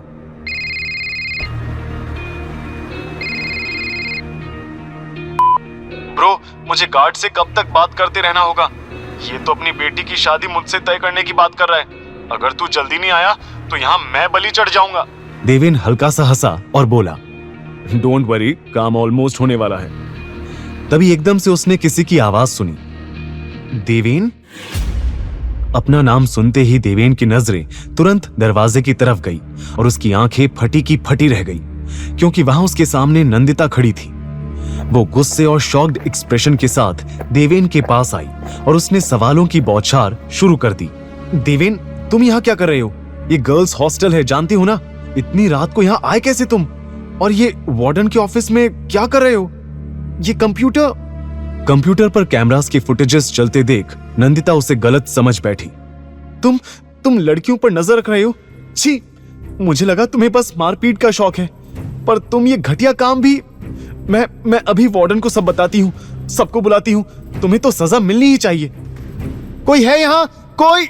नंदिता चिल्लाते हुए वहां से जाने लगी थी, पर तभी देवेन ने उसकी कमर पर हाथ रखकर उसे अपनी तरफ खींचा और झट से उसके मुंह पर अपना हाथ रख दिया। नंदिता पहली बार देवेन के इतने करीब आई थी। देवेन ने जैसे ही उसे छुआ, उसके बदन में बिजली सी दौड़ गई। उसकी आंखें देवेन की आंखों से टकराई और वो एक पल को जैसे उनमें खो गई। लेकिन अगले ही पल वो होश में आई और देवेन को धक्का देकर दूर करते हुए बोली, इतनी रात को गर्ल्स हॉस्टल में क्या कर रहे हो? वार्डन के ऑफिस में क्यों आए हो? और सच बोलना, वरना मैं चिल्लाकर सभी को जमा कर दूंगी। देवेन के कुछ कहने से पहले ही उसके मोबाइल पर अचानक से प्रिया का कॉल आने लगा। ये देख उसने तुरंत कॉल पिक किया और स्पीकर पर रख दिया। हेलो भैया, यहाँ वॉशरूम में छिपा कैमरा मिल गया है, उसका सिग्नल दिख रहा है। अब मुझे क्या करना है? वेरी गुड प्रिया, अब तुम बिल्कुल चिंता मत करो। मेरे पास उसका आईपी एड्रेस आ गया होगा। मैं उस कैमरे को अभी डिसेबल करता हूँ और बाकी सब भी हैंडल करता हूँ। तुम बस अब अपने रूम में जाओ, वरना किसी को शक हो सकता है। दूसरी तरफ से प्रिया आवाज में राहत की झलक के साथ बोली, थैंक यू भैया, आप नहीं जानते आपकी वजह से कितनी लड़कियों की जिंदगी बर्बाद होने से बच जाएगी। थैंक यू, और प्लीज आप भी संभल कर जाइएगा। अब तक नंदिता के चेहरे पर गुस्से की जगह कंफ्यूजन ने ले ली थी। कॉल कट होते ही देवेन ने सीरियस टोन में उसे सब बताया। प्रिया की मदद कर रहा था। उस शरद ने गर्ल्स वॉशरूम में कैमरा लगाया था, जिसके जरिए वो प्रिया को ब्लैकमेल कर रहा था, यहाँ हॉस्टल में ड्रग्स सप्लाई करने के लिए, समझी? जब देखो मुझे क्रिमिनल का खिताब दे देती हो। नंदिता कुछ बोलना चाह रही थी, पर उसके मुंह से शब्द बाहर नहीं आ पा रहे थे। देवेन ने विनिंग स्माइल के साथ कहा, क्या हुआ? समझ नहीं आ रहा क्या बोलूं? मैडम, आप सॉरी बोलने से शुरुआत क्यों नहीं करती? नंदिता जो थोड़ी देर पहले सॉरी बोलने ही वाली थी, वो उसके एटीट्यूड को देख चिढ़ गई। सॉरी? गलती तुम्हारी है जो मुझे गलत वक्त पर गलत जगह मिल जाते हो। अब गलत फहमी नहीं होगी तो क्या होगा? अब खड़े क्या हो? चलो, जिस काम के लिए आए हो वो करो। कहते हुए वो कंप्यूटर की तरफ चली गई। उसे एम्बैरेस्ड देख देवेन दबी मुस्कान के साथ पीछे पीछे आया। उसने तुरंत अपने मोबाइल को कंप्यूटर से कनेक्ट किया और कैमरे के आईपी एड्रेस को ट्रैक करने लगा। नंदिता दरवाजे की तरफ नजर गड़ाई थी। देवेन, जल्दी करो, 10:15 हो गए हैं। वार्डन के वापस आने का टाइम हो गया है। ये कंप्यूटर थोड़ा स्लो चल रहा है। मुझे जानना है कि शरद सब डेटा एग्जैक्टली कहां स्टोर कर रहा है। इसके लिए थोड़ा तो वेट करना पड़ेगा। देवेन कीबोर्ड पर लगातार टाइप कर रहा था। ये देख नंदिता बोली, तुम्हें ये सब टेक्निकल नॉलेज भी है? इंप्रेसिव। देवेन ने टेढ़ी मुस्कान के साथ जवाब दिया, मेरे टैलेंट की लिस्ट बहुत लंबी है नंदिता जी। नंदिता आर्ग्यू करने वाली थी, तभी उन्हें कॉरिडोर से एक औरत की बुलंद आवाज सुनाई पड़ी। हाँ, कुछ लड़कियां बाहर गई हैं और अभी तक वापस नहीं आई हैं। आने दो उन्हें, सजा जरूर दूंगी। वीकेंड है तो क्या लेट नाइट पार्टीज करेंगी? रूल्स नाम की चीज भी कुछ होती है। 10 बजे के बाद कोई लड़की कमरे के बाहर नहीं होनी चाहिए, पर कुछ लड़कियां सुनती ही नहीं है। यह आवाज सुनते ही नंदिता के हाथ पैर फूलने लगे। मर गए देवेन, वार्डन आ रही है, जल्दी करो। अपने साथ मुझे भी मरवाने का प्लान है क्या? देवेन ने चिढ़ाते हुए जवाब दिया, देखो, मैंने तुम्हें मुसीबत में फंसने का न्योता नहीं दिया था। तुम खुद ही यहाँ चलकर आई थी।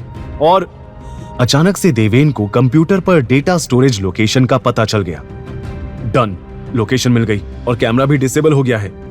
तभी दोनों ने दरवाजा खुलने की आवाज सुनी। नंदिता ने देवेन को वहां पास रखे काउच के पीछे छिपने का इशारा कर दिया। उसके छिपते ही ऑफिस का डोर ओपन हो गया। वहां 40-45 साल की हट्टी कट्टी औरत खड़ी थी। नंदिता, तुम इस वक्त यहाँ क्या कर रही हो? टाइम देखा है? 10:17 हो गए हैं। रूल्स भूल गई हो क्या? नंदिता हड़बड़ाते हुए बोली, नो मैम, एक्चुअली वो मुझे आपसे मिलना था, इसलिए यहाँ ऑफिस में आ गई। मुझसे मिलना था? वो भी इतनी रात को? सुबह नहीं मिल सकती थी? वार्डन की स्ट्रिक्ट टोन से नंदिता घबरा गई। एक्चुअली मैम, वो मेरे कमरे की ट्यूबलाइट वो फ्लिकर कर रही है, उसे ठीक करवाना है। ठीक है, मैं कल देखती हूँ। Now go back to your room. Nandita couch की तरफ देख रही थी जहां देवेन छिपा हुआ था।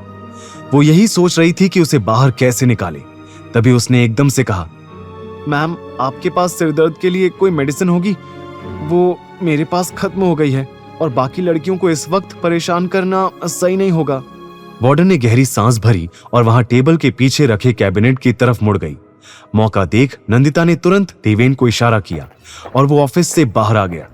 नंदिता ने राहत की सांस भरी और फिर झूठी मुस्कुराहट के साथ वार्डन से मेडिसिन ली और वहां से चली गई।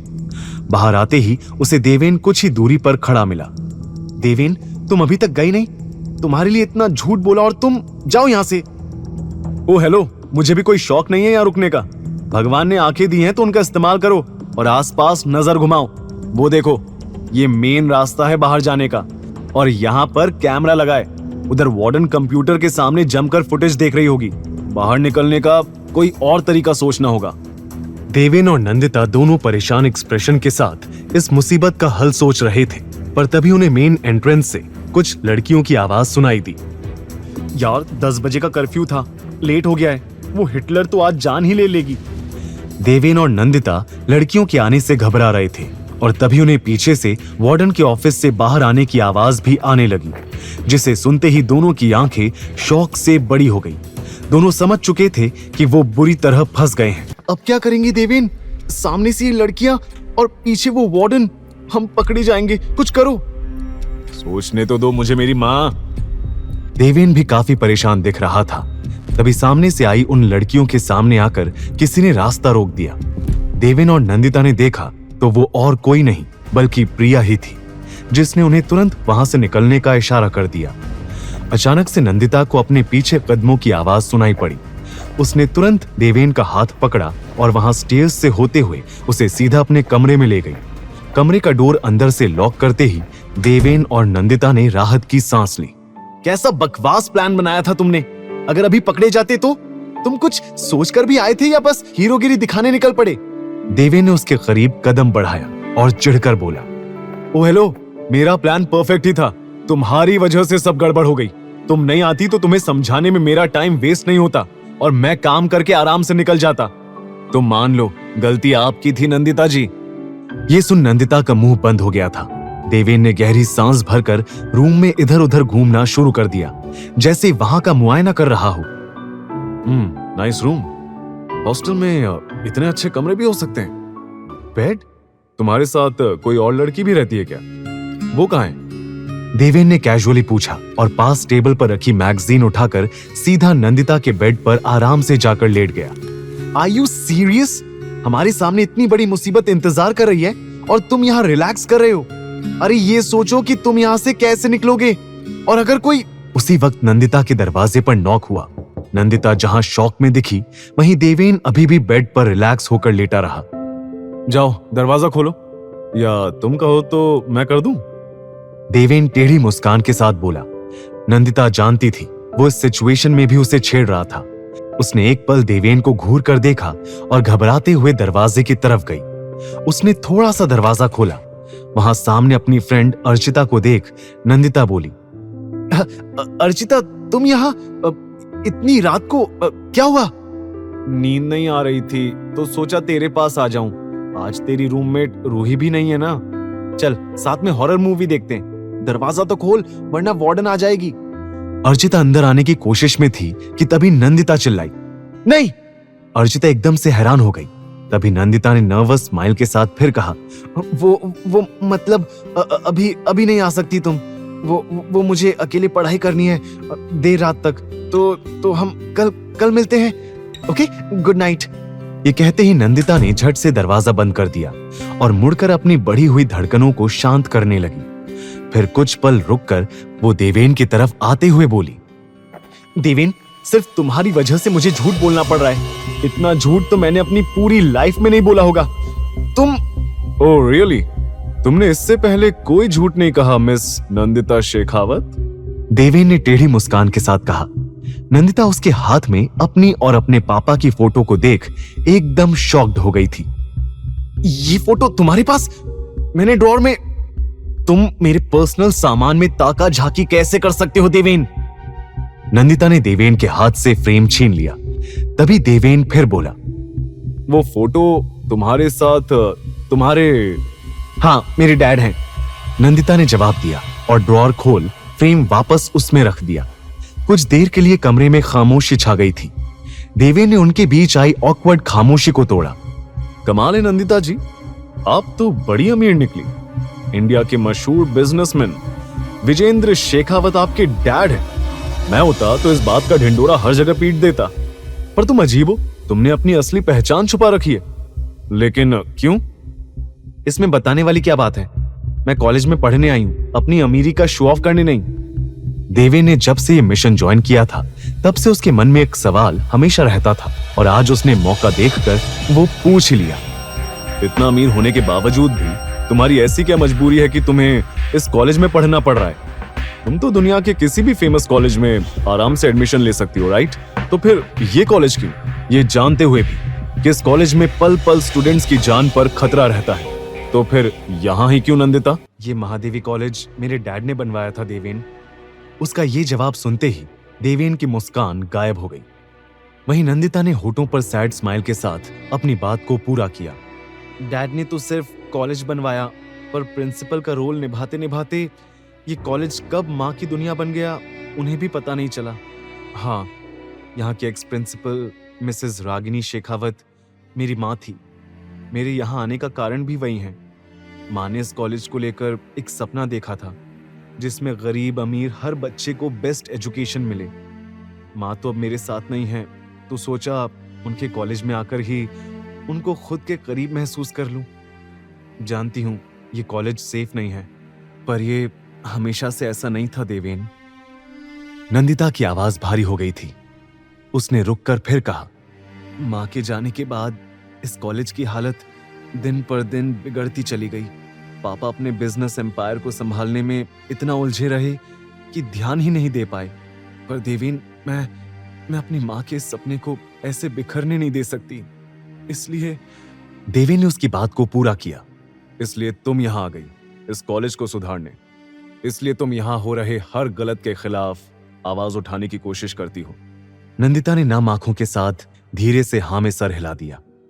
उसके आंसू देख ना जाने क्यों देवेन के सीने में चुभन सी उठी, पर इस फीलिंग को इग्नोर करते हुए उसने गहरी सांस भरकर फिर पूछा, तुम्हारी माँ रागिनी जी, वो कब उनकी डेथ कैसे हुई?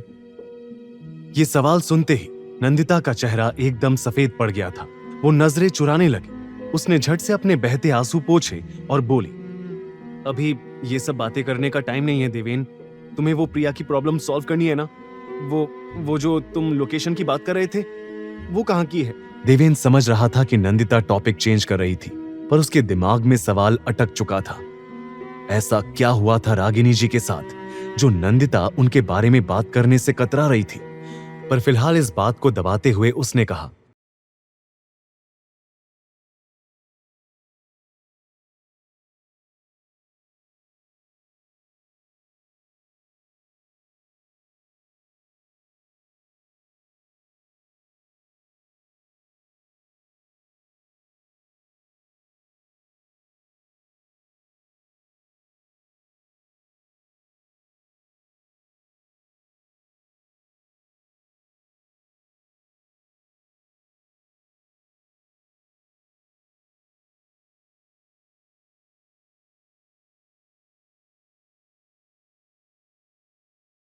के कहते ही देवेन तुरंत बोला, हाँ अभी जा। 1 मिनट। हम? हाँ? हम नहीं मैडम, सिर्फ मैं जाऊंगा। क्यों? मैं भी चलूंगी तुम्हारे साथ, मुझे भी इस प्लान का हिस्सा बनना है। देवेन ने तुरंत मना कर दिया, पर मुझे नहीं बनाना है, क्योंकि तुम जहां भी जाती हो मेरे लिए मुसीबत खड़ी करती हो, इसलिए तुम यहीं रहोगी, समझी? देवेन, मैं तुम्हारे साथ चल रही हूं, एंड दैट्स फाइनल। नंदिता जिद पर अड़ी रही, पर देवेन भी कम नहीं था। उसने एरोगेंट स्माइल पास करते हुए कहा, और जैसे तुम्हारे कहने से मैं मान जाऊंगा, नो चांस। नंदिता ने उसे घूर कर देखा, पर फिर अचानक से उसके होंठों पर टेढ़ी मुस्कान दिखाई दी। वो धीरे धीरे उसके करीब आई और कॉन्फिडेंट टोन में बोली, शायद आप भूल रहे हैं देवेन जी, आप देर रात गर्ल्स हॉस्टल में बिना परमिशन के घुसे हैं। और इतना ही नहीं, आप एक लड़की के कमरे में हैं। अगर मैंने अभी चिल्लाकर सबको बुला लिया और आप पर जबरदस्ती कमरे में आने का, स्टॉकिंग का इल्जाम लगा दिया तो जानते हैं ना क्या होगा। देवेन उसकी बातों से डरा या घबराया नहीं था, पर नंदिता का ये रूप देखकर वो सरप्राइज दिख रहा था। तो अब आप मुझे ब्लैकमेल करेंगी मिस शेखावत? देवेन ने दबी मुस्कान के साथ पूछा, तो नंदिता भी अकड़ से बोली, तुमने भी तो मेरी दोस्ती पाने के लिए ऐसा ही कुछ किया था, अब तुमसे ही सीखा है। तो बताओ, सभी लड़कियों से पिटना है या मुझे अपने प्लान में इंक्लूड करना है? Choice is yours. देवेन समझ गया था कि नंदिता मानने वाली नहीं थी। फाइन, तुम भी आ सकती हो। ये कहते हुए वो कमरे की बालकनी की तरफ चला गया। नंदिता काफी खुश दिखी, पर उसकी यह खुशी ज्यादा देर नहीं टिकी। चलो, ये तो अच्छा है नंदिता कि तुम्हारा कमरा फर्स्ट फ्लोर पर है, यहां से जाना इजी रहेगा। नंदिता शॉक्ड एक्सप्रेशन के साथ बालकनी में आकर बोली, व्हाट? हम बालकनी से जाने वाले हैं? यहां से नीचे कूदना पड़ेगा? नहीं नहीं, कूदना क्यों है, मैं तो सुपरमैन हूं, तुम्हें उड़ाकर ले जाऊंगा। देवेन का ये जवाब सुन नंदिता कुछ नहीं बोली। वो बालकनी से नीचे देखती रही। तभी देवेन ने कमरे में कबर्ड से बेडशीट और दुपट्टा ढूंढना शुरू कर दिया। ओ मैडम, प्लान में इंक्लूड होने का शौक है ना, तो जरा यहाँ आकर थोड़ा काम भी कर लो।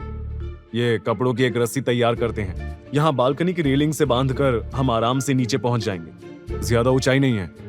नंदिता ने घबराते हुए देवेन की रस्सी बनाने में मदद की। करीब 5 से 10 मिनट बाद दोनों बालकनी के पास खड़े थे। देवेन ने रेलिंग से कपड़ों से बनी उस रस्सी के एक सिरे को बांधा और बाकी को नीचे की तरफ गिरा दिया। पहले मैं जाता हूँ, फिर तुम आ जाना, ओके? देवेन उसके जवाब का इंतजार किए बिना ही रस्सी पकड़कर पलक झपकते ही नीचे पहुंच गया, पर नंदिता नीचे आने से घबराती रही। ये देख देवेन इरिटेट होकर बोला, देखो, अगर इतना ही डर लग रहा है तो मत आओ, मैंने तुम्हें फोर्स नहीं किया है। नहीं, मैं आ रही हूं, कहकर नंदिता ने डरते हुए रस्सी पकड़कर धीरे धीरे नीचे आने की कोशिश शुरू की। वो जमीन से कुछ ही दूरी पर थी कि तभी नंदिता का हाथ छूट गया। वो एकदम से नीचे गिरने लगी, पर देवेन ने तुरंत आगे आकर उसे अपनी बाहों में भर लिया। एक बार फिर वो दोनों एक दूसरे के बेहद करीब आ गए थे। नंदिता डर के मारे आंखें बंद करके देवेन की शर्ट को कसकर पकड़े रही। उसके चेहरे पर मासूम एक्सप्रेशन देख देवेन के होंठों पर मुस्कान नजर आई। नंदिता के होंठों पर नजर पड़ते ही देवेन की धड़कनें बढ़ने लगी थी, पर उसने तुरंत ही अपने इस नए एहसास को इग्नोर करके कहा, अगर थोड़ा और कसकर पकड़ोगी तो शर्ट के 2 टुकड़े हो जाएंगे। मेरी बॉडी ही देखनी है तो पहले बोलती। कमरे में हम अकेले ही थे, ऐसे खुले में। आउच! नंदिता ने उसके सीने पर पंच किया और उससे दूर हो गई। सिचुएशन का ज्यादा फायदा मत उठाओ, समझे? अब चलो, वरना कोई देख लेगा। देवेन और नंदिता धीरे धीरे गेट की तरफ बढ़े। देवेन ने मोबाइल से टोनी को मिस्ड कॉल करके काम खत्म होने का इशारा भेज दिया। कुछ ही सेकंड में हॉस्टल से दूर टोनी देवेन और नंदिता से मिला। नैंडी, तू यहाँ? देवेन, तू तो अंदर अकेला गया था ना, तो नैंडी के साथ बाहर ये क्या हो रहा है? ये सवाल तो मुझे तुमसे पूछना चाहिए पीनट। देवेन से पहले मैं तुम्हारी दोस्त हूँ और तुमने मुझे कुछ नहीं बताया। मुझे अपने इस प्लान के बारे में बताना चाहिए था ना, क्यों नहीं बताया? नंदिता टोनी पर बरस पड़ी, पर देवेन उसे डिफेंड करते हुए बोला, इसे डर था कहीं तुम फिर से न्याय की देवी का रूप ना धारण कर लो। और फिर शरारत भरी मुस्कान के साथ वहां से आगे बढ़ गया। नंदिता बहस करने वाली थी, पर टोनी ने उसे रोका और दोनों चुपचाप उसे फॉलो करने लगे। अब क्या करेंगे गाइस? ये अपने देवेन ब्रो से पूछो पीनट। परफेक्ट प्लान बनाकर आए हैं ना, कुछ सोचा होगा इन्होंने ऐसी सिचुएशन में क्या करना है, राइट देवेन? देवेन, नंदिता और टोनी सुल्तानपुर में बने शाह फार्म हाउस से कुछ मीटर की ही दूरी पर खड़े थे। वहां पहुंचते ही उन तीनों को फार्म हाउस की लाइटिंग और दूर तक सुनाई दे रहे लाउड म्यूजिक से अंदर चल रही पार्टी का पता चल गया था। देवेन ने थोड़ा सोचकर जवाब दिया, करना क्या है? अरे पार्टी हो रही है, ये तो हमारे लिए एडवांटेज है। अंदर जितने भी लोग होंगे उनमें मिक्स होकर सीधा लैपटॉप ढूंढेंगे और फुटेज डिलीट कर देंगे। देवेन ब्रो, जितना तू सोच रहा है ये उतना आसान नहीं होने वाला, वो देख। टोनी के कहते ही देवेन और नंदिता ने फार्म हाउस के एंट्रेंस पर नजर डाली। वहां स्टाइलिश और अतरंगी कपड़े पहने लड़के लड़कियों का एक ग्रुप शोर मचाते हुए जीप से नीचे उतर रहे थे। पर देवेन को इसमें सबसे ज्यादा इंटरेस्टिंग बात कुछ और लगी। नोटिस किया, लड़कियों ने व्हाइट मास्क पहन रखा है और लड़कों ने उसी तरह का ब्लैक। लगता है अंदर चल रही पार्टी मास्क थीम की है। अब हम मास्क कहां से लाएंगे? नंदिता के सवाल पूछते ही देवेन थोड़ा इरिटेट होकर बोला, मैडम, मास्क से भी बड़ी प्रॉब्लम हमारे कपड़े हैं। उन लड़कियों को देखो और खुद को देखो।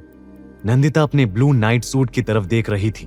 तभी देवेन आगे बोला, ऐसे जाओगी तो वो गार्ड देखते ही उल्टे पैर वापस भेज देगा और बाय चांस अंदर चले भी गए तो सभी की नजरें तुम पर अटक जाएंगी कि ये अजूबा कहां से आया है।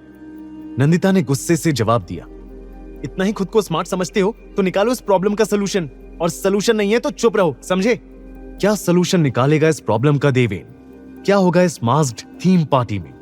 क्या देवेन अपने प्लान में कामयाब हो पाएगा या टोनी और नंदिता के साथ आज किसी बहुत बड़ी मुसीबत में फंस जाएगा? बताओ देवेन, कैसे जाएंगे अंदर? देवेन नंदिता को पलटकर जवाब देने वाला था कि तभी टोनी रेफरी की तरह बीच में आ गया। गाइस रिलैक्स यार, जब मिलते हो लड़ने लगते हो, अभी सलूशन ढूंढने पर फोकस करो। देवेन और नंदिता ने एक दूसरे से नजर फेर ली। तभी देवेन की नजर वहां आती एक कार की तरफ गई जिसमें मास्क लगाए एक कपल बैठा था। अब जैसा कहता हूं बिल्कुल वैसा ही करना। टोनी, समझा देना अपनी दोस्त को, कोई गड़बड़ ना करे। ये कहते ही देवेन हाथ दिखाकर कार रुकवाने लगा। Please help help. कार रुकते ही देवेन घबराई आवाज में बोला, देखिए मेरी गर्लफ्रेंड को जल्द से जल्द हॉस्पिटल लेकर जाना है। आप हमारी मदद कर दीजिए प्लीज। देखिए उसे बहुत दर्द हो रहा है। फिर पीछे मुड़ उसने नंदिता को इशारा किया। एक पल की हैरानी के बाद नंदिता भी उसकी एक्टिंग में शामिल हो गई। मेरा पेट सच में बहुत दर्द कर रहा है, प्लीज हेल्प। वो कपल जैसे ही उनकी मदद के लिए कार से बाहर आया, देवेन ने कुछ ऐसा किया जिसे देखकर नंदिता और टोनी दोनों की आंखें फट गई। देवेन! नंदिता और टोनी दोनों चीख पड़े। क्योंकि देवेन ने पल भर में वहां खड़े कपल के गले का कोई पॉइंट दबाकर उन्हें बेहोश कर दिया था।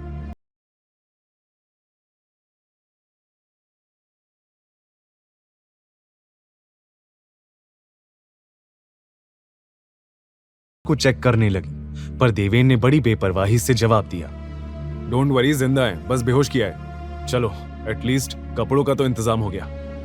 ये सुन जहां नंदिता उसे गुस्से से घूर रही थी, वहीं टोनी ने एक्साइटेड टोन में कहा, वो ब्रो, तुझे ये टेक्निक भी आती है? ऑसम, मुझे भी सिखाना। कुछ नहीं करना, बस गर्दन का एक पॉइंट दबाओ और सामने वाली पार्टी आउट।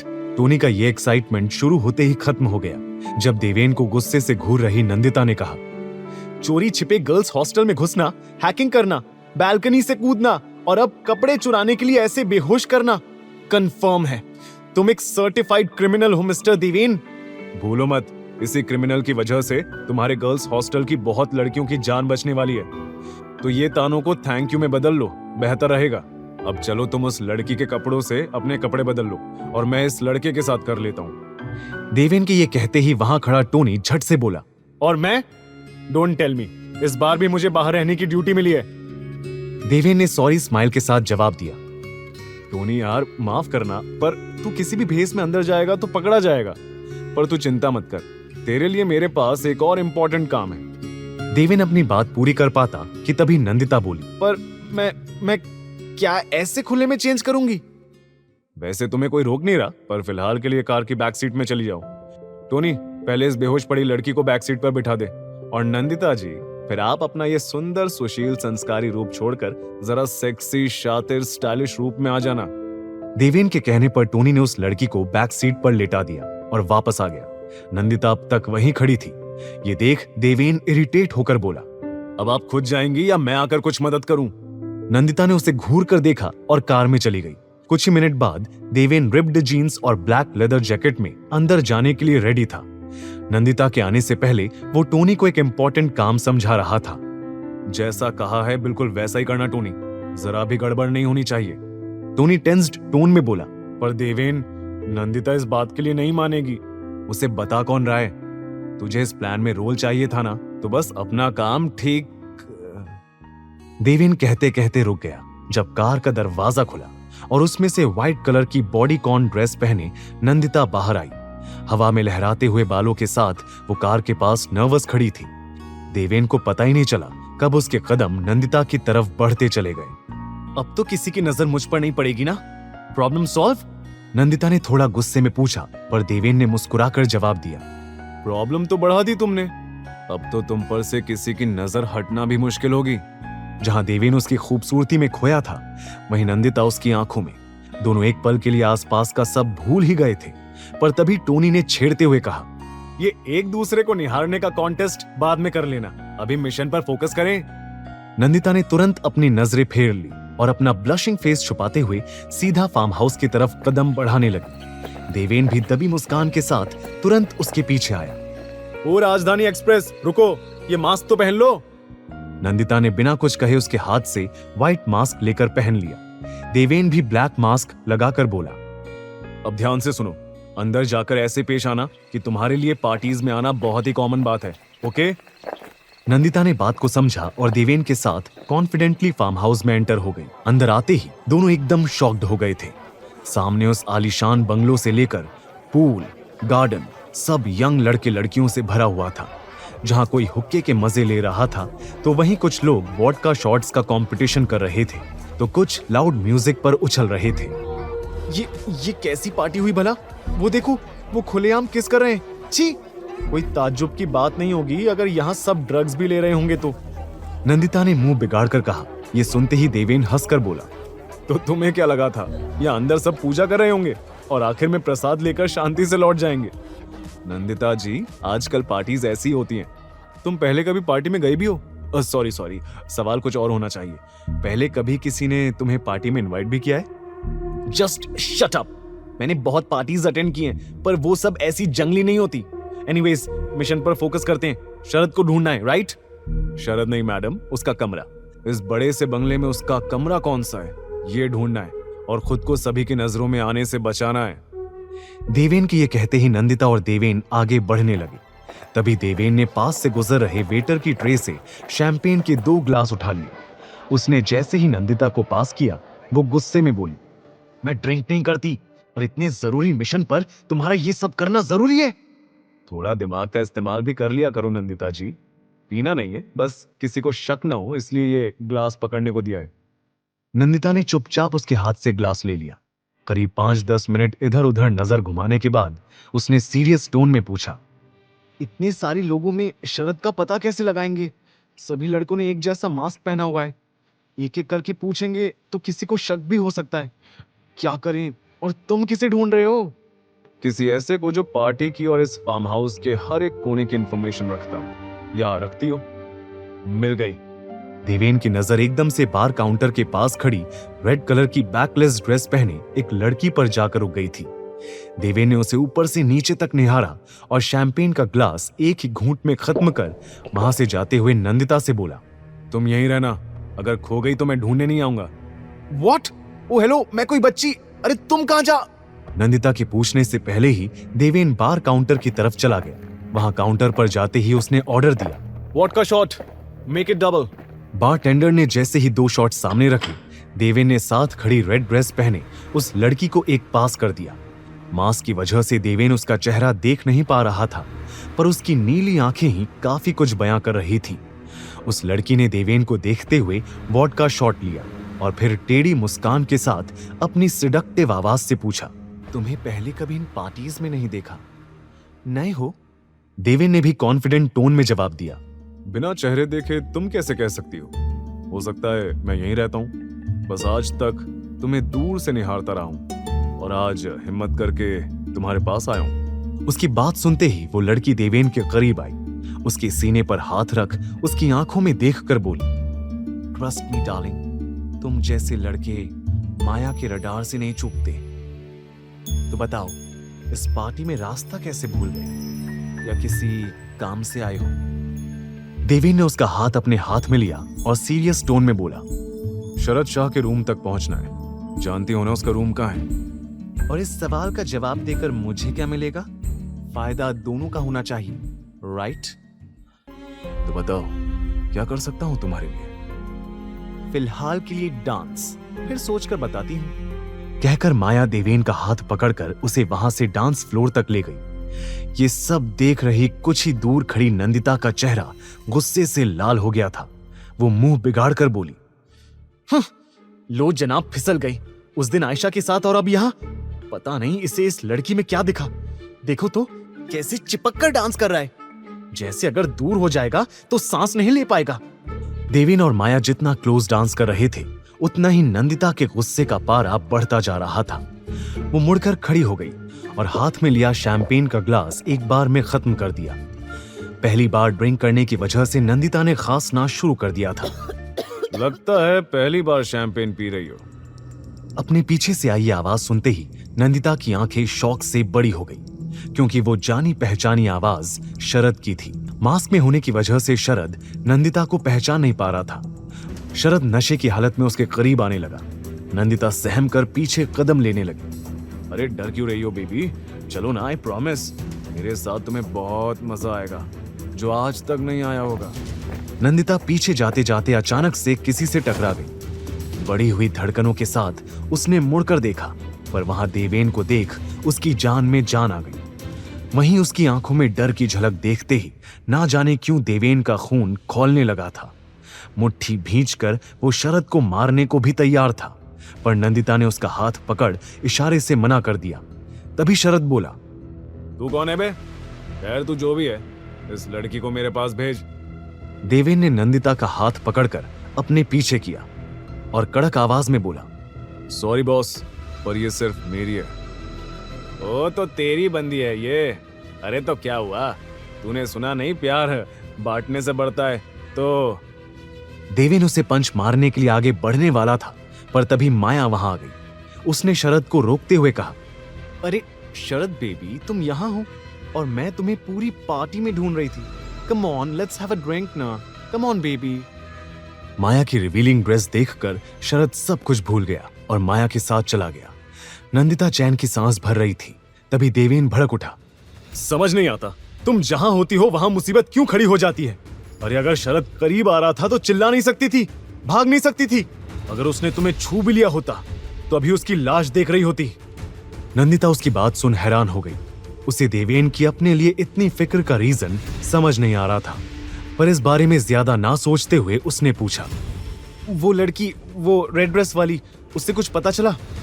हाँ, माया ने बताया कि इस बंगले के सेकंड फ्लोर पर पहला रूम ही शरद का है। शरद वहां अपनी प्राइवेट पार्टी करता है। जब तक माया शरद को बिजी रख रही है तब तक हम वहां जाकर अपना काम पूरा कर सकते हैं। अब चलो। ये कहकर देवेन ने नंदिता का हाथ पकड़ा और दोनों बंगलों के अंदर चले गए। अंदर आते ही हर कपल को नशे में धुत और मेकआउट करता देख नंदिता अनकंफर्टेबल फील करने लगी थी। उन्हें इग्नोर कर देवेन उसे सीधा सेकंड फ्लोर पर ले गया। दोनों मौका देखकर शरद के रूम में एंटर हो गए। शरद का लैपटॉप ढूंढो, सब कैमरास की फुटेज उसी में स्टोर होती है। नंदिता और देवेन तुरंत पूरे रूम में लैपटॉप ढूंढने में लग गए। काफी देर तलाश करने के बाद भी उन्हें कुछ नहीं मिला।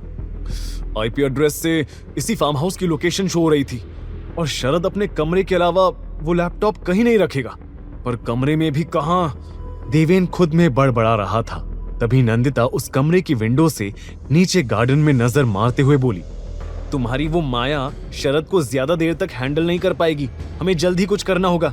मे भी किसी और रूम में वो लैपटॉप हो। देवेन, लेट्स गो, बाकी रूम्स भी चेक कर लेते हैं, इससे पहले देर हो जाए।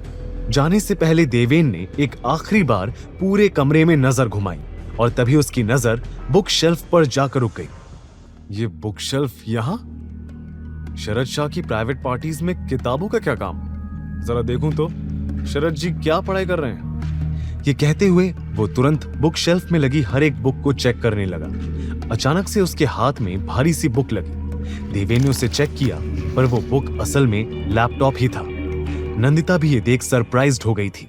कोई सोच भी सकता है कि बुक जैसा कवर लैपटॉप पर लगाकर उसे यूं बुक्स के बीच छुपाया जा सकता है। कम ऑन देवेन, अब इस पर हैकिंग का जादू करो और वो सब वीडियोस डिलीट। इससे पहले कि नंदिता अपनी बात पूरी कर पाती, फार्म हाउस में पुलिस के सायरन की आवाज गूंजने लगी। पुलिस? देवेन और नंदिता दोनों शॉक्ड हो गए। क्या देवेन अपने प्लान में फेल हो जाएगा? क्या हर बार देर से आने वाली पुलिस ने आज टाइम से पहले आकर देवेन को जीती बाजी में हरा दिया था? पुलिस! देवेन, पुलिस यहाँ! हम यहाँ से जल्दी चलना होगा। अगर हम अरेस्ट हो गए तो मैं डैड को क्या कहूंगी? और अगर ये बात न्यूज में आ गई तो? पुलिस सायरन की आवाज सुनकर नंदिता के हाथ पैर फूलने लगे थे। नंदिता, पैनिक करने से कुछ नहीं होगा। मैं हूं ना, ऐसा कुछ नहीं होगा। कम ऑन, मेरे साथ चलो। माया ने बताया था यहाँ फार्म हाउस के पीछे से निकलने का एक रास्ता है। देवेन के कहते ही नंदिता ने लैपटॉप की तरफ इशारा किया। और वीडियोस का क्या करेंगे देवेन? लैपटॉप साथ ले चलते हैं। कम ऑन, अभी बात करने का टाइम नहीं है। नंदिता और देवेन ने जैसे ही रूम से बाहर कदम रखा, उनका सामना लोगों की भगदड़ से हुआ। सभी लड़के लड़कियां पुलिस के सायरन की आवाज सुनकर वहां से 9-2-11 हो रहे थे। देवेन ने सभी को दूसरी डायरेक्शन में भागते हुए देखा तो बोला, देखो नंदिता, ये सब फार्म हाउस की बैक साइड से भागने के लिए जा रहे हैं। Let's go. नंदिता ने हाँ में गर्दन हिलाई और वो दोनों भी बाकी सबके साथ फार्म हाउस के बैक साइड पर पहुंच गए। वहां से बाहर आते ही नंदिता ने टोनी को सरप्राइज्ड एक्सप्रेशन के साथ देखा, पर तभी देवेन ने कहा, टोनी, तू नंदिता को अपने साथ वापस ले जा, इसे हॉस्टल तक छोड़ कर आना। और नंदिता, तुम प्रिया को कॉल करके बाहर बुला लेना, वो तुम्हारी अंदर जाने में मदद कर देगी। नंदिता तुरंत बोली, एक मिनट, ये सब क्या हो रहा है? देवेन, तुम कहां जा रहे हो? अंदर पुलिस है, जेल जाने का शौक है क्या? तुम भी हमारे साथ वापस चलो। देवेन और टोनी की नजर मिली। ये देख नंदिता ने शक भरी निगाहों के साथ फिर कहा, तुम दोनों मुझसे कुछ छुपा रहे हो ना? देवेन, तुमसे क्या ही पूछूं? पीनट, तुम बताओ, सच कहना। टोनी ने नजर चुराते हुए बताया, कोई पुलिस नहीं आई है नैंडी, ये पुलिस का सायरन मैंने बजाया था देवेन के कहने पर। व्हाट? नंदिता चिल्लाई और तुरंत देवेन को फेस किया। देवेन, तो वो सायरन, पुलिस, वो सब झूठ था? पर क्यों? और मुझे क्यों नहीं बताया? और ये सब करने की क्या जरूरत थी? सब कुछ आराम से हैंडल हो रहा था। तुम्हें बेवजह प्रॉब्लम्स क्रिएट करने में मजा आता है क्या? अब बोलो, चुप क्यों? क्यों किया ये सब? क्योंकि अब हीरोगिरी दिखाने का वक्त है और सबके सामने हीरोगिरी दिखाना देवेन का स्टाइल नहीं है, तो बस उसी के लिए भीड़ कम करा था। कहकर देवेन ने लैपटॉप नंदिता के हाथ में दिया और वापस फार्म हाउस लौट गया। बार काउंटर के पास माया को खड़ा देख देवेन तुरंत उसके पास पहुंचा और एक ही शब्द बोला, शरद। माया ने बार काउंटर के पीछे नशे में धुत शरद की तरफ इशारा करके कहा, ये रहा तुम्हारा शिकार, और मेरी पेमेंट का क्या? फायदा दोनों का होना चाहिए, राइट? देवेन ने अपने मोबाइल से उसके बैंक में एक अमाउंट ट्रांसफर किया तो माया मुस्कुराते हुए वहां से चली गई। उसके जाते ही पीछे से शरद बड़बड़ाते हुए जमीन से उठने लगा। अबे म्यूजिक क्यों बंद कर दिया? शरद शाह की पार्टी में खामोशी नहीं होती। और मेरा ग्लास खाली क्यों है? और ये सब कहाँ गए? शरद की नजर सामने खड़े मास्क पहने लड़के पर गई और वो ऑर्डर देते हुए बोला, ओए हीरो, चल ग्लास भर और म्यूजिक चला। मुंह क्या देख रहा है? जानता है मैं कौन हूं? मैं तो जानता हूं, पर थोड़ी देर में तू भूलने वाला है। देवेन ने सिगरेट मुंह में रखते हुए जवाब दिया। उसने लाइटर से उसे जलाया ही था कि तभी शरद भड़कते हुए उसकी ओर बढ़ा। अबे मेरे सामने मुंह खोलने की हिम्मत कैसे हुई तेरी? वो लड़खड़ाते कदमों से उसकी तरफ आया ही था कि तभी देवेन ने उसे कॉलर से पकड़ लिया और बिना किसी वार्निंग के उसके चेहरे पर एक जोरदार पंच मार दिया। शरद करहाते हुए जमीन पर गिर गया था। अपनी नाक को छूते ही उसके हाथ खून से भर गए थे। कौन है तू? तुझे जिंदा नहीं। शरद के जमीन से उठने से पहले ही देवेन उसके सामने झुककर बोला, क्या मतलब? और तुझे? उसकी बात पूरी होने से पहले ही देवेन में हाथ में ली जलती हुई सिगरेट से शरद के बाजू को जलाना शुरू कर दिया था। रीना के बाजू पर उन नीडल मार्क्स को याद करते हुए वो शरद की बाजू के हर एक हिस्से पर जलती हुई सिगरेट को दबा रहा था। छोड़ मुझे! कोई है? छोड़ मुझे! शरद की चीखें उस फार्म हाउस में गूंज रही थी। बहुत गंद भरा हुआ है ना तेरे भेजे में, आज सब साफ कर दूंगा। छोड़ मुझे! तू है कौन? अरे कोई है? छोड़ मुझे! छोड़! शरद चिल्लाता रहा पर देवेन ने उसके चेहरे को पूल में डुबा दिया। कुछ सेकंड्स तक उसने उसे बाहर नहीं आने दिया। शरद सांस की कमी से छटपटाने लगा था।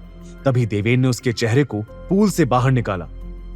जिंदगी की भीख मांग शरद शाह। मैंने कुछ नहीं किया। मैंने इतना सुनते ही देवेन ने एक बार फिर शरद का चेहरा वापस पूल में डुबा दिया। देवेन ने जैसे ही उसके चेहरे को बाहर निकाला, शरद गहरी गहरी सांसें भरने लगा। तभी देवेन ने उसके मुंह को जकड़कर पूछा, लड़कियों की जिंदगी के साथ खेलने का शौक है ना तेरा? अब बता, कैसा लग रहा है जब तेरी जिंदगी के साथ खेला जा रहा है? शरद के कुछ कहने से पहले ही देवेन ने एक बार फिर उसका सर स्विमिंग पूल में डुबा दिया। कुछ सेकंड के बाद उसने जैसे ही शरद का सर बाहर निकाला, उसने गिड़गिड़ाना शुरू कर दिया। माफ कर दे, माफ कर दे, छोड़ दे मुझे, प्लीज प्लीज छोड़ दे, मैं हाथ जोड़ता हूँ, प्लीज। हर लड़की तेरे सामने ऐसे ही गिड़गिड़ाती है ना, पर तुझे उन पर कभी रहम नहीं आया। तूने हमेशा उनकी बेबसी का फायदा उठाया। तो अब बता, मैं क्या करूं तेरे साथ? चाहूं तो यहीं तेरी जान ले सकता हूं। नहीं नहीं, छोड़ दे भाई, छोड़ दे, और नहीं, प्लीज छोड़ दे, माफ कर दे मुझे। शरद रोते हुए बोला, पर देवेन का गुस्सा अभी भी शांत नहीं हुआ था। और तभी शरद का नंदिता के करीब आने वाला पल उसकी आंखों के सामने आ गया। उसने इस बार शरद का पूरा सर पूल में डुबा दिया था। शरद सांस लेने की कोशिश में अंदर छटपटा रहा था कि तभी पीछे से कोई चिल्लाया, जस्ट स्टॉप इट, छोड़ो उसे, मर जाएगा वो। वहां नंदिता को देख देवेन ने नफरत भरी आवाज में जवाब दिया, ऐसे लोग मरना ही डिजर्व करते हैं। लेकिन नंदिता की वजह से देवेन ने उसे जाने दिया। शरद छटपटा रहा था, उसके लिए सांस लेना मुश्किल हो रहा था। तभी देवेन ने उसके मुंह को कसकर पकड़ा और धमकी भरी आवाज में बोला, आज के बाद किसी लड़की की तरफ आंख उठाते हुए भी तुझे देख लिया तो इससे भी बुरा हाल करूंगा, समझा? शरद ने डर से हां में सर हिला दिया और कुछ ही सेकंड बाद वहीं बेहोश होकर गिर गया। देवेन ने उसे घूर कर देखा और फिर टोनी और नंदिता के पास आकर बोला, अब जाकर हुआ मिशन कंप्लीट। अगली सुबह कॉलेज में, देवेन ब्रो, तूने सुना? शरद हॉस्पिटल में एडमिट है। टोनी अभी अभी कॉलेज आए देवेन को पिछली रात हुए कांड के बाद की अपडेट दे रहा था, पर देवेन पर उसका कोई असर नहीं दिख रहा था। तभी टोनी उसके कदमों की स्पीड को मैच करते हुए जल्दी जल्दी आगे बढ़ा और बोला, सुना तो ये भी है कि उसे कुछ टाइम तक आईसीयू में रखा जाएगा। कोई दिखा नहीं रहा, पर कॉलेज के बहुत सारे स्टूडेंट्स ये खबर सुनकर खुश हैं। अरे हाँ देवेन, तुमने कल रात उस लैपटॉप से सब वीडियोस डिलीट कर दिए थे ना? देवेन ने इधर उधर नजर घुमाते हुए जवाब दिया, हाँ वीडियोस तो डिलीट हो गए, पर उस लैपटॉप में कुछ फाइल्स हैं जो पासवर्ड प्रोटेक्टेड हैं, उन्हें खोलना बाकी है। मे बी वहां ऐसी कुछ और वीडियोस हों, उन्हें डिलीट करना भी जरूरी है। फिर अचानक उसने फ्रस्ट्रेट होकर पूछा, ये नंदिता कहाँ है टोनी? वो कॉलेज आई है ना? अरे वो लेक्चर शुरू होने से पहले नैंडी हैरी को पढ़ाई में हेल्प कर रही है। दोनों एक खाली क्लास में बैठे हैं, जल्दी जा, कहीं कुछ गड़बड़ ना हो जाए। मैं क्यों जाऊं जल्दी? हैरी उसका दोस्त है और फिर वो किसी के साथ भी हो, मुझे कोई फर्क नहीं पड़ता। अच्छा, तुझे फर्क नहीं पड़ता? देवेन पर कोई असर ना होते देख टोनी फिर बोला, ब्रो, फ्रेंड से बॉयफ्रेंड बनने में देर नहीं लगती, समझने की कोशिश कर और कुछ कर। मैं नहीं जानता तेरे दिमाग में ये फितूर किसने डाला, पर मुझे कोई फर्क नहीं पड़ता कि नंदिता किसके साथ है, कौन उसका बॉयफ्रेंड बनेगा। मुझे दोस्ती करनी थी, जो मैंने कर ली, बस। ये कहते हुए देवेन बिना सामने देखे सीधा सीधा चल रहा था। आगे की कहानी के साथ साथ 500 रुपए का बड़ा ऑफर कर रहा है आपका इंतजार सिर्फ पॉकेट FM ऐप पर। इस्तेमाल करें कूपन कोड और सुने 20 घंटे तक अपने फेवरेट शोज बिल्कुल फ्री। अभी के अभी डिस्क्रिप्शन में दिए गए लिंक से डाउनलोड करें पॉकेट FM ऐप।